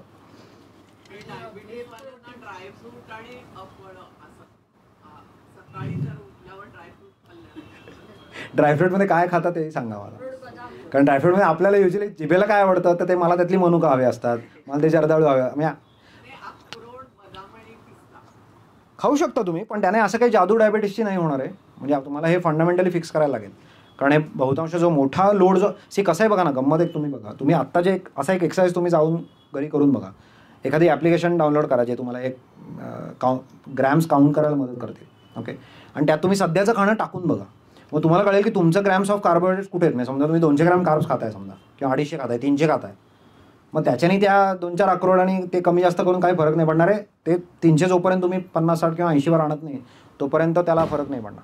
त्यामुळे ते मुख्य जिथे मोठं काहीतरी घडते तिथे आधी अड्रेस केलं पाहिजे. छोटे छोटे मग ते तेवढ्या सवयी चालून जातात, म्हणून तो कॉन्टेक्स्ट मॅटर होतो. ओव्हरऑल कॉन्टेक्स्ट काय ओमेगा 3 साठी रेकमेंड करतात. बरोबर आहे, खाऊ शकतो म्हणून म्हणलं खाऊ शकता तुम्ही, पण म्हणजे बाकी मी काहीच माझं बदललं नाही. मी 200 ग्रॅम कार्ब्स खातच राहिलो तर माझा डायबिटीसला त्या अर्थाने फायदा होणार नाही. ही काय होतं आहे अनफॉर्च्युनेटली आपल्या ह्या चर्चेमध्ये, म्हणजे आपला कोणाचा पर्सनल दोष आहे असं नव्हे, पण जनरली फिरणाऱ्या चर्चेमध्ये होतं कसं की आपण त्याच्यावर क्लिक करून ते वाचत बसतो की अच्छा मग डायबिटीससाठी मग हे 3 पदार्थ काहीतरी जादूई आहेत. ते तसं नाही, म्हणजे त्याला रूट कॉजला अड्रेस केल्याशिवाय ते जादूई त्याची काही तसं. मग लोक आता कारल्याचा ज्यूस किती फेमस झाला, किती वर्ष दशकांपासून चालू आहे, कोणाचाही डायबिटीस कारल्याचा ज्यूस पिऊन गेला नाही. कारण जाणारच नाही, कारण तिथे कारण नाही हो त्याचं. म्हणजे ते पूर्वीची जशी गोष्ट आहे की जिथे किल्ली हरवली तिथे शोधायला लागते, जिथे उजेड आहे तिथे नाही. त्यामुळे ते जिथे हरवली तिथे शोधायला. बरोबर. हां हां, परत एकदा तेच. तर आपण असाच विचार एकत्र मिळून करूया. बरोबर. आता एक पदार्थाचा प्रश्न आला तर मी काय म्हणतो आधी की कशाच्या ऐवजी खाणार ते सांगा. बरोबर. म्हणजे परत एकदा तेच, मॅकडोनल्डच्या बर्गर खाण्याच्या ऐवजी व्हे प्रोटीन दुधात घालून पिणार असाल तर जरूर प्या. पण तुम्ही अंड्याच्या ऐवजी घेणार असाल किंवा पनीरच्या ऐवजी घेणार असाल तर कदाचित नका घेऊ. आधी पुरेशी अंडी, प्रोटीन, पनीर या गोष्टींमधनं किंवा चिकन काय तुम्ही बाकी खात असाल त्याच्यातनं तुमचं आधी प्रथिनं पुरेशी येऊ द्यात. कारण हे होल फूड्स आहेत, नॅचरल फूड्स आहेत, त्याच्यातनं तुमची आधी येऊ द्यात. मग जर कमी पडलं मग तुम्हाला वाटतं की या दिवशी नाही मला जमते. कारण व्हे हा मॉलिक्यूल आपण थोडं समजून घेऊ. हा डेअरीचं प्रॉडक्ट आहे. व्हे हा मॉलिक्यूलला प्रॉब्लेम नाही आहे. आज प्रॉब्लेम काय झाला आहे, जे व्हेचे डबे विकले जात आहेत त्याच्यात बाकी काय टाकलं हे तुम्हाला आम्हाला सांगता येत नाही. आणि मला इथे छातीठोकपणे सांगणं अशक्य आहे. मी काय प्रत्येक ब्रँडची जाऊन टेस्टिंग काय कोणी करू शकत नाही. त्यात काही ॲक्टिव्हिस्ट आहेत जे त्याच्यात सुद्धा काम करत आहेत. ते काम कौतुकास्पद आहे, त्यांनी जरूर करावं. सो त्यांच्याकडनं तुम्ही आपण काही क्लूज घेऊ शकतो. पण एक ब्रॉडली कशाच्या ऐवजी खाल्लं हे महत्त्वाचं आहे. आणि प्रथिनांची रिक्वायरमेंट जर पूर्ण होल फूड्समध्ये जर अधिक पूर्ण होत असेल तर जास्त चांगलं. हां बरोबर. हां हां हां बरोबर बरोबर. सो ह्याच्यात एक जोडी आहे टेस्टची. एक साधी टेस्ट म्हणजे फास्टिंग इन्शुलिन. ओके. म्हणजे तुमची कुठलीही लॅब जी आसपास तुमच्या गल्लीत असते, पॅथलॅब ते लोक करू शकतात. त्यांना फक्त तुम्ही सांगण्याची देर आहे की माझ्या ह्या टेस्टमध्ये मला फास्टिंग इन्शुलिन पण हवी आहे. ओके. ते करू शकतात. ती थोडीशी महाग असते. म्हणजे साखरेच्या टेस्टपेक्षा साधारण एक साखरेची समजा 200-300 रुपये असेल तर समजा दोन वेगळ्या गोष्टी आहेत. बरोबर. कारण आपण मगाशीच बघितलं, एक हॉर्मोन आहे आणि एक ग्लुकोज आहे. नाही, चांगला प्रश्न आहे. सो ह्या दोन, एक तर पहिलं म्हणजे वेगळ्या गोष्टी आहेत. कारण मी अनेकदा लोकांना विचारायला जातो की फास्टिंग इन्शुलिन केलं. हां नाही केलं ना. ते म्हटलं थांबा, म्हणजे फास्टिंग इन्शुलिन वेगळं, फास्टिंग ग्लुकोज वेगळं. काही केसेसमध्ये आम्ही लिस्टमध्ये नसतं, कुठल्याही स्टँडर्ड पॅकेजमध्ये नसतं, लिस्टमध्ये नसतं. म्हणूनच तो आपण जर तुम्हाला तो मधुमेहाचा प्रवास आठवत असेल तर म्हणूनच तो लपून राहतोय ना. कारण तो 10-15 वर्ष आपल्याकडे चान्स असतो त्या व्यक्तीला परत नॉर्मलला आणण्याचा, पण तो आपण गमवून बसतो. तो एक वेगळा स्फोटक विषय असू शकतो. कारण तुम्ही थोडंसं असं लक्षात घ्या. आता थोडा स्फोटक विषय होईल पण माझं पर्सनल मत मला काही मांडायला हरकत नाही. आग लागली आहे, धूर येतोय, ठीक आहे. तुम्हाला पंखे विकणारे पण लोक आहेत आणि आग विझवायला शिकवणारे पण लोक आहेत. तुम्ही ठरवायचं आहे कोणाकडे जायचं. तेवढ्यापुरतं धुराचा त्रास होतोय तर तेवढ्यापुरतं तुम्ही पंखे घ्या. पण तो आज आता एवढा पंखा, मग मोठा पंखा, मग काहीतरी फिरणारा पंखा, असे तुम्हाला रिमोटचा पंखा, हे सगळं येतच राहणार आहे. औषधांमध्ये हे सगळे प्रकार येतच राहणार. तुम्ही जोपर्यंत आग विझवत नाही तोपर्यंत तुम्ही ह्या चक्रातून सुटू शकत नाही. हे माझं मत नाही, हे लॉजिकल पॉईंट मी मांडतोय. राईट. काय फास्टिंग इन्शुलिन करू शकता. बाय अँड लार्ज ती पुरते. जर तुम्ही पोस्टप्रँडियल पण करत असाल शुगर बिगर तर त्याच्याबरोबर तुम्ही एक पोस्टप्रँडियल इन्शुलिन पण करू शकता. पण ती केलीच पाहिजे असं नाही. HbA1c जरूर करा ऑफकोर्स. फास्टिंग इन्शुलिन म्हटलं ना, फास्टिंग इन्शुलिन टेस्ट करा जरूर. ते 3 महिन्याची ॲव्हरेज कळतं त्यातनं. तसं इन्शुलिनचं काही नाही आहे. इन्शुलिन हे बदलत असतात म्हणून ते फास्टिंग करायला लागतं. हां हां बरोबर. कारण कसं आहे, जर मी औषध विकण्याच्या धंद्यात असेल तर मी तुम्हाला औषध सोडवायचं शिकवेन का, हा साधा प्रश्न आहे. बरोबर. हां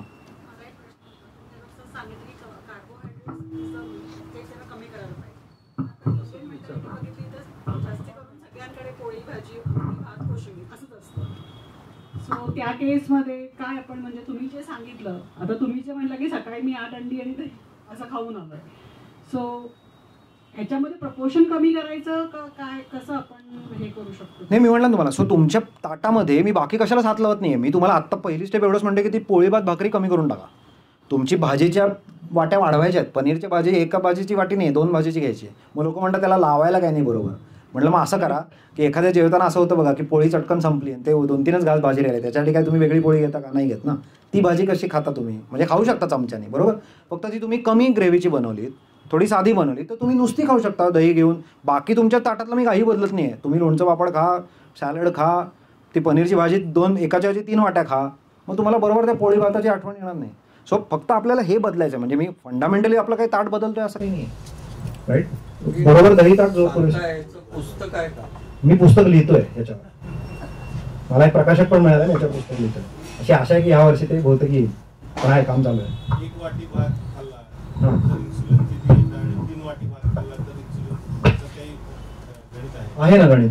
कारण जितकं तुमचं ग्लुकोज लोड वाढत जाईल, इन्शुलिन हा तुमचा डिलिव्हरी ड्रायव्हर आहे, बरोबर. सो जितकं तुम्ही ग्लुकोजचे पॅकेजेस आणून टाकाल रक्तामध्ये, तितके पोचवायला तर भरपूर इन्शुलिन आणायला लागेल. इन्शुलिन वाढेल ना, भरपूर फरक पडेल. म्हणजे अगदी अर्धी वाटी, म्हणजे बाकी सगळं तुम्ही सांभाळत असाल तर अर्धी वाटी भात खाऊन काय अगदी नुकसान होईल असं नाही, पण तो बाकीचा कॉन्टेक्स्ट मॅटर होईल.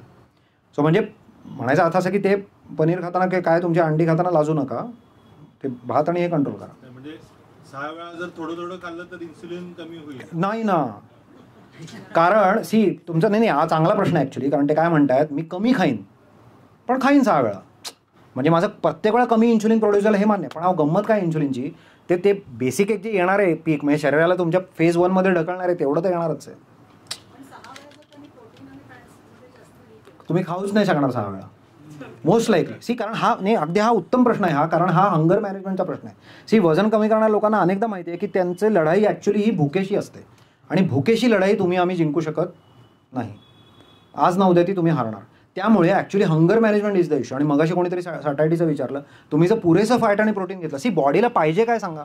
बॉडीला काय पडली नाही ना की आपण कोण आहोत किंवा मला काय खायला आवडते, का बॉडीला पडली नाही. तिला पाहिजे फॅट अँड प्रोटीन. तिला जर मी पुरेसं तिच्या दारात आणून दिलं तर ती म्हणते आता मला मिळायचं ते मिळालं. क्रेविंग जातात लोकांची, असं खायला लागल्यावर क्रेविंग जातात. आमच्या प्रोग्राममध्ये माझ्या लोक आहेत ज्यांना साखरेची क्रेविंग, चॉकलेटची क्रेविंग्स, कोणाकोणाला आहेत, बिस्किटांची, राईट, चहाबरोबर पाहिजेच काहीतरी बुडवायला, ती क्रेविंग जातात. कारण तुम्ही इतकं खाता. म्हणजे मी लोकांना म्हणतो की तुम्ही समजा 2दा जेवताय, तर मध्ये जर मला 5 वाजता खावंसच वाटत, मी त्यांना म्हणतो आधी इथलं फॅट अँड प्रोटीन वाढवा, मग तुम्ही सांगा 5 वाजता भूक लागते का. तोपर्यंत वाढवत बसा. मग ते मोजू नका प्लीज, तुमच्या बॉडीला मोजता येतं. ते 8 का 10 आहे तुम्हाला इम्प्रेस करायला मी सांगत नाही. मी तुम्हाला सांगते की तुमच्या बॉडीला लेसचे पाकिटातले चिप्स तुमच्या बॉडीला नाही मोजता येतात, अंडी मोजता येतात. एखादा व्यक्ती ज्याला 4च अंडी खायची सवय आहे, त्याला मी 8 अंडी खायला लावली तर खाऊ शकेल का तो? नाही. पण 4 गुलाबजाम खात असेल तर त्याला आग्राचे 4 अजून आरामात खाईल, 12 सुद्धा खाईल. म्हणजे जणू काही बॉडीला गुलाबजाम मोजता येत नाहीत, लेसच्या पाकिटातले चिप्स मोजता येत नाहीत, अंडी आणि पनीर मोजता येतं. सो बॉडी तुम्हाला सांगते, कारण तिचं सगळं मेकॅनिझम रांगेत राहते.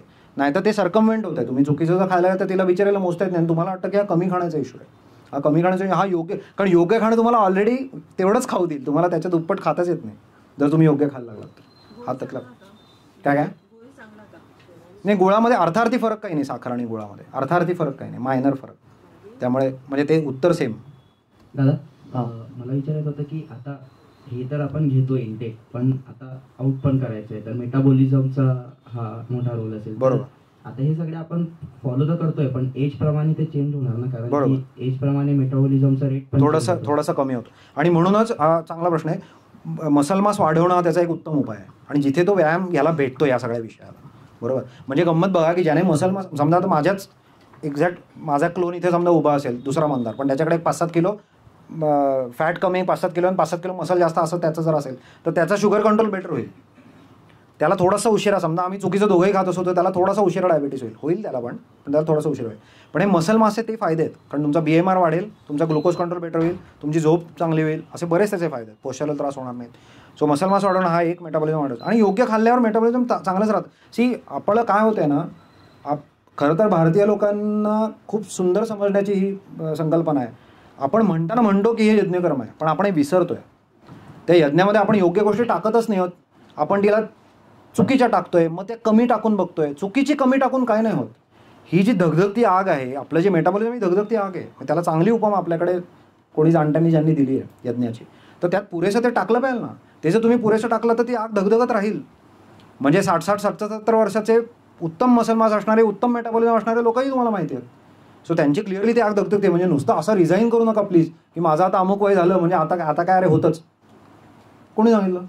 म्हणजे आमचे way of life way of course याचा. आणि म्हणून म्हणलं हे आज मी थोडंसं, मी ते आधीच म्हणलं होतं की आज मी थोडंसं एका त्यातल्या भागाबद्दल जास्त बोलले, कारण तो कमी ऐकू येणारा भाग आहे.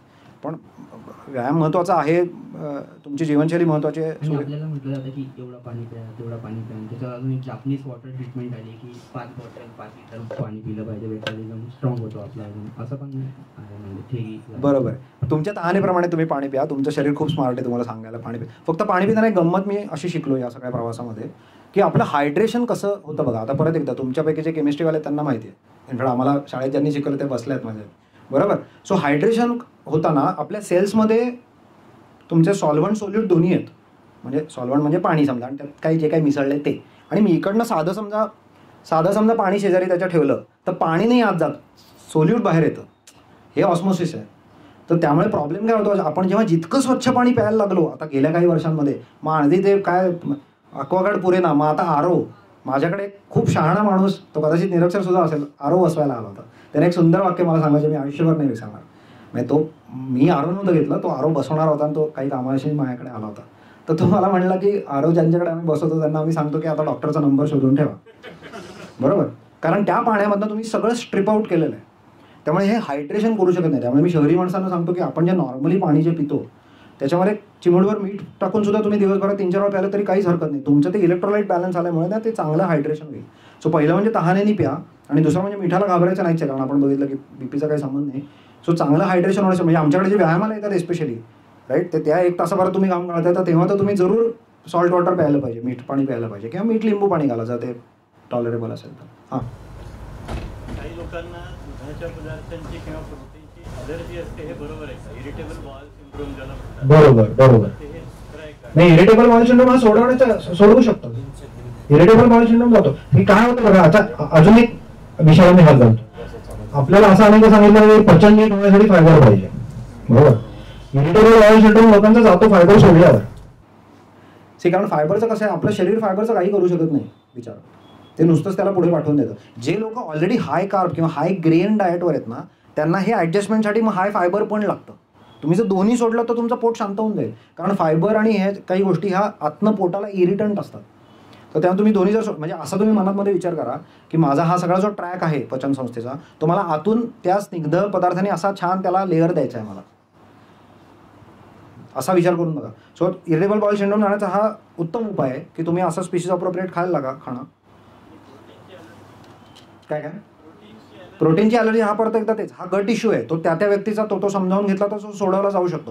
म्हणजे मला असे लोक माहिती आहे की ज्यांना अंड्याची अलर्जी होती, पण ते योग्य पद्धतीने खायला लागल्यावर, जो मानवी आहाराचा आराखडा आपण बोललो तसं खायला लागल्यावर ते आता अंडी खाऊ शकतात. आता त्यांना ते फोड येत नाहीत किंवा अलर्जी होत नाही, कारण तो गट इश्यू आहे. म्हणजे प्रोटीन परत एकदा तेच, म्हणजे प्रोटीनचा प्रॉब्लेम नसून इश्यू कुठेतरी दुसरीकडे, तो सोडवला तर तुम्हाला जे प्रोटीन हवं आहे बॉडीला ते तुम्ही देऊ शकता.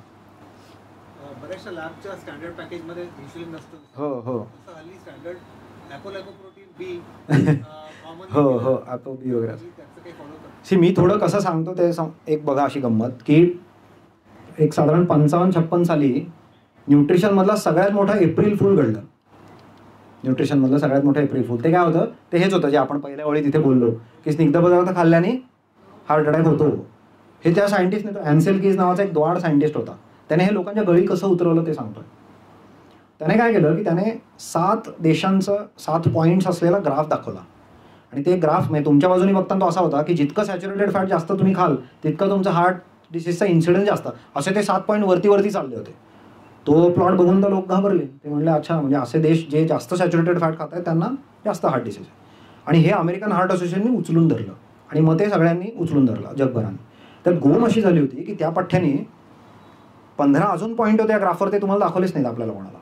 त्या पॉईंट्समध्ये असे देश होते की सॅच्युरेटेड फॅट भरपूर खात होते, हार्ट डिसीज कमी होता, किंवा सॅच्युरेटेड फॅट कमी खात होते तरी भरपूर, ते पॉईंटच त्याने दाखवले नाही. त्याच्या सोयीचं ह्याला फ्रॉड म्हणतात साध्या भाषेत. हा आपल्या सगळ्यांबरोबर केलेला फ्रॉड आहे. आणि मग काय होत गेलं की ज्याला आपण म्हणतो ना शिफ्टिंग द गोल पोस्ट, तसं ते होत गेलं. मग तेव्हा ते नुसतंच सॅच्युरेटेड फॅट असं ब्रॉडली म्हटलं होतं. मग त्याचं झालं कोलेस्ट्रॉल, कारण जशी बायोलॉजी आपण शिकत गेलो तशी ते फॅन्सी नावं देत गेले. मग झालं कोलेस्ट्रॉल, मग म्हणले नाही जनरल कोलेस्ट्रॉल नाही, मग ते LDL, बरोबर. मग ते आता हे सगळं चालू झालं अमुक मला, हे होतच राहणार आहे. पण तुम्ही आणि आम्ही रोज जे वागतो खातो ना त्याचा म्हणजे त्याच्यावर हे फरक करू शकत नाही, कारण ह्याचा फंडामेंटल प्रिमाइसच चुकलेला आहे. म्हणजे फॅट चुकीचं आहे, ते फक्त वेगळ्या भाषेत तुम्हाला सांगतात की फॅट का चुकीचं आहे. फायनली ते सल्ला तुमचा एपोबी वरती आला तर तोच देणार आहे की फॅट कमी खा, मान्य आहे. त्याच्यात अजून एक गोम अशी आहे की आता LDLची भीती आपल्याला घालती जाते, बरोबर. जे लाखो करोडो लोक जगात आज हार्ट डिसीजनी येत आहेत हॉस्पिटलमध्ये, त्या सगळ्यांमध्ये तुमची अपेक्षा काय असेल की त्या सगळ्यांमध्ये LDL जास्त असेल, असणार ना अशी अपेक्षा. पण अनफॉर्च्युनेटली ते खोटं आहे. त्या सगळ्यांमध्ये LDL सगळ्यात जास्त असं नसून कॉमन सगळ्यांमध्ये काय की ट्रायग्लिसराईड जास्त आणि HDL जे चांगलं कोलेस्ट्रॉल ते कमी, किंवा ह्यांचं प्रपोर्शन स्पेशली म्हणजे ह्यांचा जो रेशो आहे तो खूप हाय असं त्यांच्यामध्ये कॉमन आहे. LDL कॉमन आहे असं त्यांच्यामध्ये घडलेलं नाही. मी तुम्हाला अनेक लोक माहिती आहेत ज्यांचं ॲक्च्युली LDL हाय नाहीच आहे. आणि मग आपण सोयीने कसं चर्चा करतो बघा रोगांची. अच्छा कोणाला हार्ट डिसीजचा प्रॉब्लेम आहे का, हां LDL जास्त म्हणून तुला झाला, अच्छा LDL नाही जास्त, तू स्ट्रेस घेतो म्हणून, मग तिसरा तुझं वजन वाढलं आहे, नाही मग चौथा नाही मग तू काय व्यायाम करत नाहीस, हो, अशी कारणं तर काय मिळतच राहतात ना. रोगांच्या मूळ कारणाची चर्चा अशी नाही होऊ शकत. ही फारच सोयीने चिकटवतोय आपण कारण, आणि एक ह्याच्यातला बाण लागतोच, त्यामुळे तो व्यक्ती विचार शांत होऊन बसतो. सो असं नाही चालणार. सो आपलं हे मुळातला प्रिमाईस आपलं रोगांची चर्चा करताना चुकलेलं आहे. आता तुम्ही बरोबर असा प्रश्न पुढचा विचाराल की मग तू म्हणतेस की कोलेस्ट्रॉलला फक्त जर ते इजा जी झाली आहे रक्तवाहिन्या ते फक्त दुरुस्त करायला पाठवले, तर मग इजा कशाने होते? तर ती 2 गोष्टींनी होती. पहिलं म्हणजे फ्रॉड फॅट्स खाऊन होती, म्हणजे खोटी स्निग्ध पदार्थ. हे खोटे स्निग्ध पदार्थ म्हणजे कोण? म्हणजे आपल्याकडे जसा डालडा असायचा ना, तो डालडा किंवा परदेशी मिळणारा मार्गारीन, हे या पद्धतीचे आणि त्यांचे भावंड. मग त्याच्यात रिफाईंड ऑइल, बाटलीतनं मिळणारे व्हेजिटेबल ऑइल, अशी गोड नावं दिलेले सर्व ऑइल्स त्याच्यामध्ये आले. ही फ्रॉड फॅट्स खाऊन, आणि दुसरं म्हणजे अति कार्बोहायड्रेट्स खाऊन ते ग्लायकेशनच्या रिॲक्शनमुळे ही इजा तिथे होती. सो हे 2 पदार्थ जर मी आहारातनं काढून टाकले किंवा कमी केले, तर माझ्या खाण्याच्या फॅटचा तसाही संबंध नाही. त्यामुळे ते तुम्ही LDLच्या भाषेत ते तुम्हाला पटवायला बघतायत का एपोबीच्या भाषेत बघताय, हा माझ्यामध्ये गौण मुद्दा आहे. कारण त्यांचा मुळातलं लॉजिकच चुकलेलं आहे. म्हणजे फॅट वाईट आहे हेच मी नाकारतोय, पूर्ण नाकारतोय. म्हणजे मी पहिला नाही आहे, मी लाखावासीन. कारण तेव्हाच ॲन्सेल्किसनी तेव्हा म्हणलं होतं 55 साली, त्याच्यानंतर इमिजिएटली अनेक सायंटिस्टने ते दाखवून दिलं होतं की हे सगळा फ्रॉड आहे. पण तुम्हाला माहिती आहे की पब्लिक रिलेशनमध्ये कसं होतं, एक आवई उठली की तिला दाबणं फार कठीण असतं. एकदा मी म्हणलं की आम्ही व्यक्ती चोर आहे, तो विचार थकून जातो आयुष्यभर सांगताना की आम्ही नाही चोरी केली. ते तसं फॅटचं अनफॉर्च्युनेटली झालं आहे. हां, उत्तम. तुम्ही माझी पुढची स्लाईड ओळखली काकांनी. सो अनुवंशिकतेचं काय? सो हे एक असं उत्तम कोट मी तुम्हालाच वाचू देईन. काय एका पुस्तकात मी एक कोट वाचलं, राईट. सो काय आहे ते कोट? की genetics will load the gun but lifestyle will pull the trigger. So तुमच्या घरात भरलेली गन आहे, ठीक आहे, तुम्ही कपाटात लॉक करून ठेवा योग्य लाईफस्टाईल असेल तर. त्या जेनेटिक्सला घाबरण्याचं कारण नाही, ठीक आहे. कारण तुम्हाला हेही माहिती आहे की कुठल्या तरी पिढीत उपटतोय ना तो डायबिटीस. म्हणजे आधीच्या पिढीत नव्हता आणि नवीन एकदा झाला या पिढीत, असं घडलं आहे ना. कधीतरी मी 2-3 पिढ्याचा मागे गेलो तर ते घडलं. याचा अर्थ होतो त्या अर्थाने जेनेटिक डिसीज नाही. आणि मी तर ह्या क्षेत्रातला त्या तुलनेने नवीन माणूस आहे. मी गेली 2-1 वर्षच मी हे करतोय. आणि जर मी लोकांच्या गोळ्या सोडवू शकतो किंवा त्यांना आता ब्लड टेस्टनी प्रूव्हन त्यांच्याकडे नाही आहे डायबिटीस नाही किंवा बीपीची गोळी गेली अमुक तो, आणि त्याचा मागे येऊ शकतात, याचा अर्थ तो जेनेटिक डिसीज त्या अर्थाने नाही, हा जीवनशैलीचा आजार आहे. मला एकच फक्त तुम्हाला पटकन सांगायचं जाता आता, भारतामध्ये हे काम मेटाबॉलिक हेल्थबद्दलचं काम करणारी एक उत्तम संस्था आहे. ती फार अजून लहान आहे, पण त्याचा मी एक सदस्य आता झालो आहे. त्या संस्थेचं नाव आहे D-Life, जे चैतन्याने जो उल्लेख केला होता. आणि या D-Life आणि त्याचे जे फाउंडर आहेत अनुप सिंग, त्यांच्याबद्दल एक सांगणं भाग आहे, कारण ह्यातलं बरंच ज्ञान मी या लोकांकडनं कमावलं आहे. तर अनुप सिंग हे स्वतः IITN, म्हणजे मला 20 वर्ष सिनियर, ते IIT रुड़कीला होते. आणि त्यांना 14-1 वर्षापूर्वी डायबिटीस डिटेक्ट झाला. आणि टिपिकल एक चांगला शार्प विचार करणारे ते इंजिनियर अनालिस्ट चांगला करू शकतात. तर त्यांनी त्या डायबिटीसच्या प्रवासामध्ये ते शिकले की मला औषध वगैरे नको आहे, मला हे मुळात सोडवायचं आहे. आणि मग त्यात ते शिकत गेले. मग त्यांनी स्वतः ते गेला तर गेली 14 वर्ष ते पिल फ्री डायबिटिक आहेत, म्हणजे त्यांचा डायबिटीस रिमिशनमध्ये आहे, ठीक आहे. म्हणजे त्यांचं HbA1c हे 5.6च्या वरती नसतं कधीच असं. आणि मग त्यांनी एक फोरम चालवला ऑनलाईन, त्यातनं एका कोर्सचा जन्म झाला. मग तो कोर्स पुढे मी केला. सो हे मला मुद्दाम ह्या मंचावर सांगायचं होतं की असं काम भारतात करणारे अनेक लोक आहेत. त्यांची आता आम्हा सगळ्यांची एक इन्फॉर्मली एक टीम आहे. आम्ही एकत्र येऊन ते काम अनेक ठिकाणी करतो. आम्ही या विषयावर 2 इंटरनॅशनल कॉन्फरन्सेस घडवून आणल्या.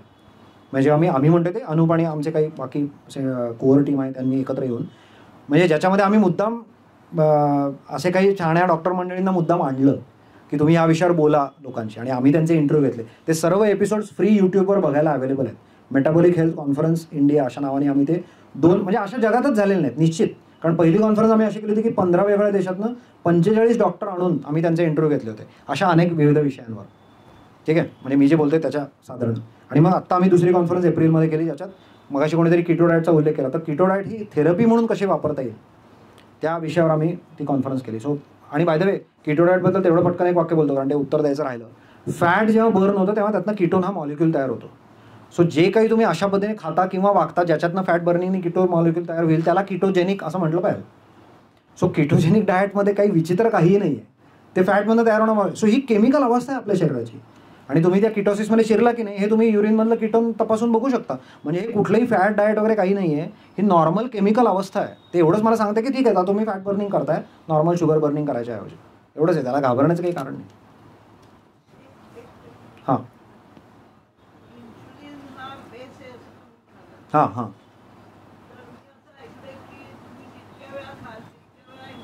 बरोबर. ते हां हां बरोबर आहे. ते तेवढं प्रूव्हन नाही आहे, म्हणजे दीक्षित डॉक्टर थोडं ते जोरात सांगतात, पण माझ्यामध्ये ते तेवढं प्रूव्हन नाही आहे. पण मुख्य मुद्दा त्यांचा, ब्रॉड मुद्दा त्यांचा बरोबर आहे. की तुम्ही जितकं जास्त वेळा खात बसाल तितकं जास्त तुम्हाला इन्शुलिनच्या त्या टेकड्या येत राहतील, त्या तुम्ही कमी करा, हे त्यांचं म्हणणं खरं आहे.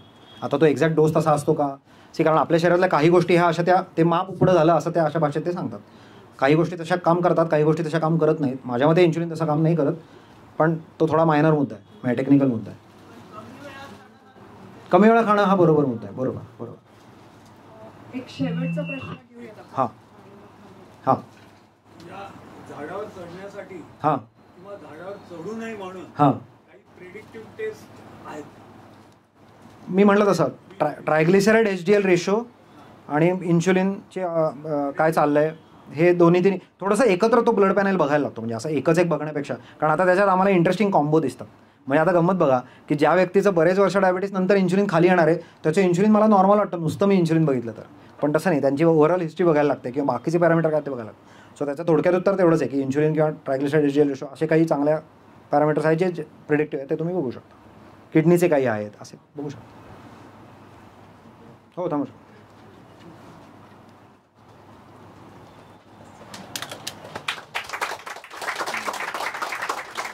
मला माहिती आहे की आपल्याला सगळ्यांना अजून प्रश्न आहेत, पण आपण आता फॉर्मली कार्यक्रम इथे थांबूयात. त्याच्यानंतर थोड्या वेळ मंदार इथे थांबेल, तुम्ही एक थोडे प्रश्न त्याला विचारू शकता. आणि मंदारनी आज खूपच छान सोप्या शब्दांमध्ये हे सगळं आपल्याला समजावलं. हे समजून घेणं खूप सोपं आहे, पण हे उद्यापासून फॉलो करणं आय थिंक खूप अवघड आहे. तर आय थिंक त्याच्यासाठी पण त्याची जर आपल्याला मदत मिळाली तर नक्कीच आवडेल. त्याचा नंबर आणि ईमेल ID पण मी शेअर करीनच नंतर. मी सुभाषरावांना विनंती करते की त्याला एक छोटीशी भेट आपण देऊयात. म्हणजे आभार असं फॉर्मली मानत नाही मी, पण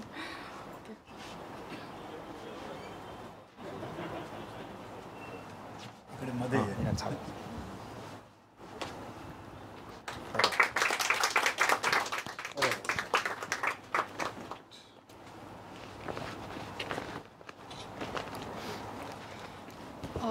आईस्पेस गप्पांचा कार्यक्रम संपला आहे. आपण परत भेटूयात पुढच्या महिन्याच्या पहिल्या शनिवारी. ओके, धन्यवाद.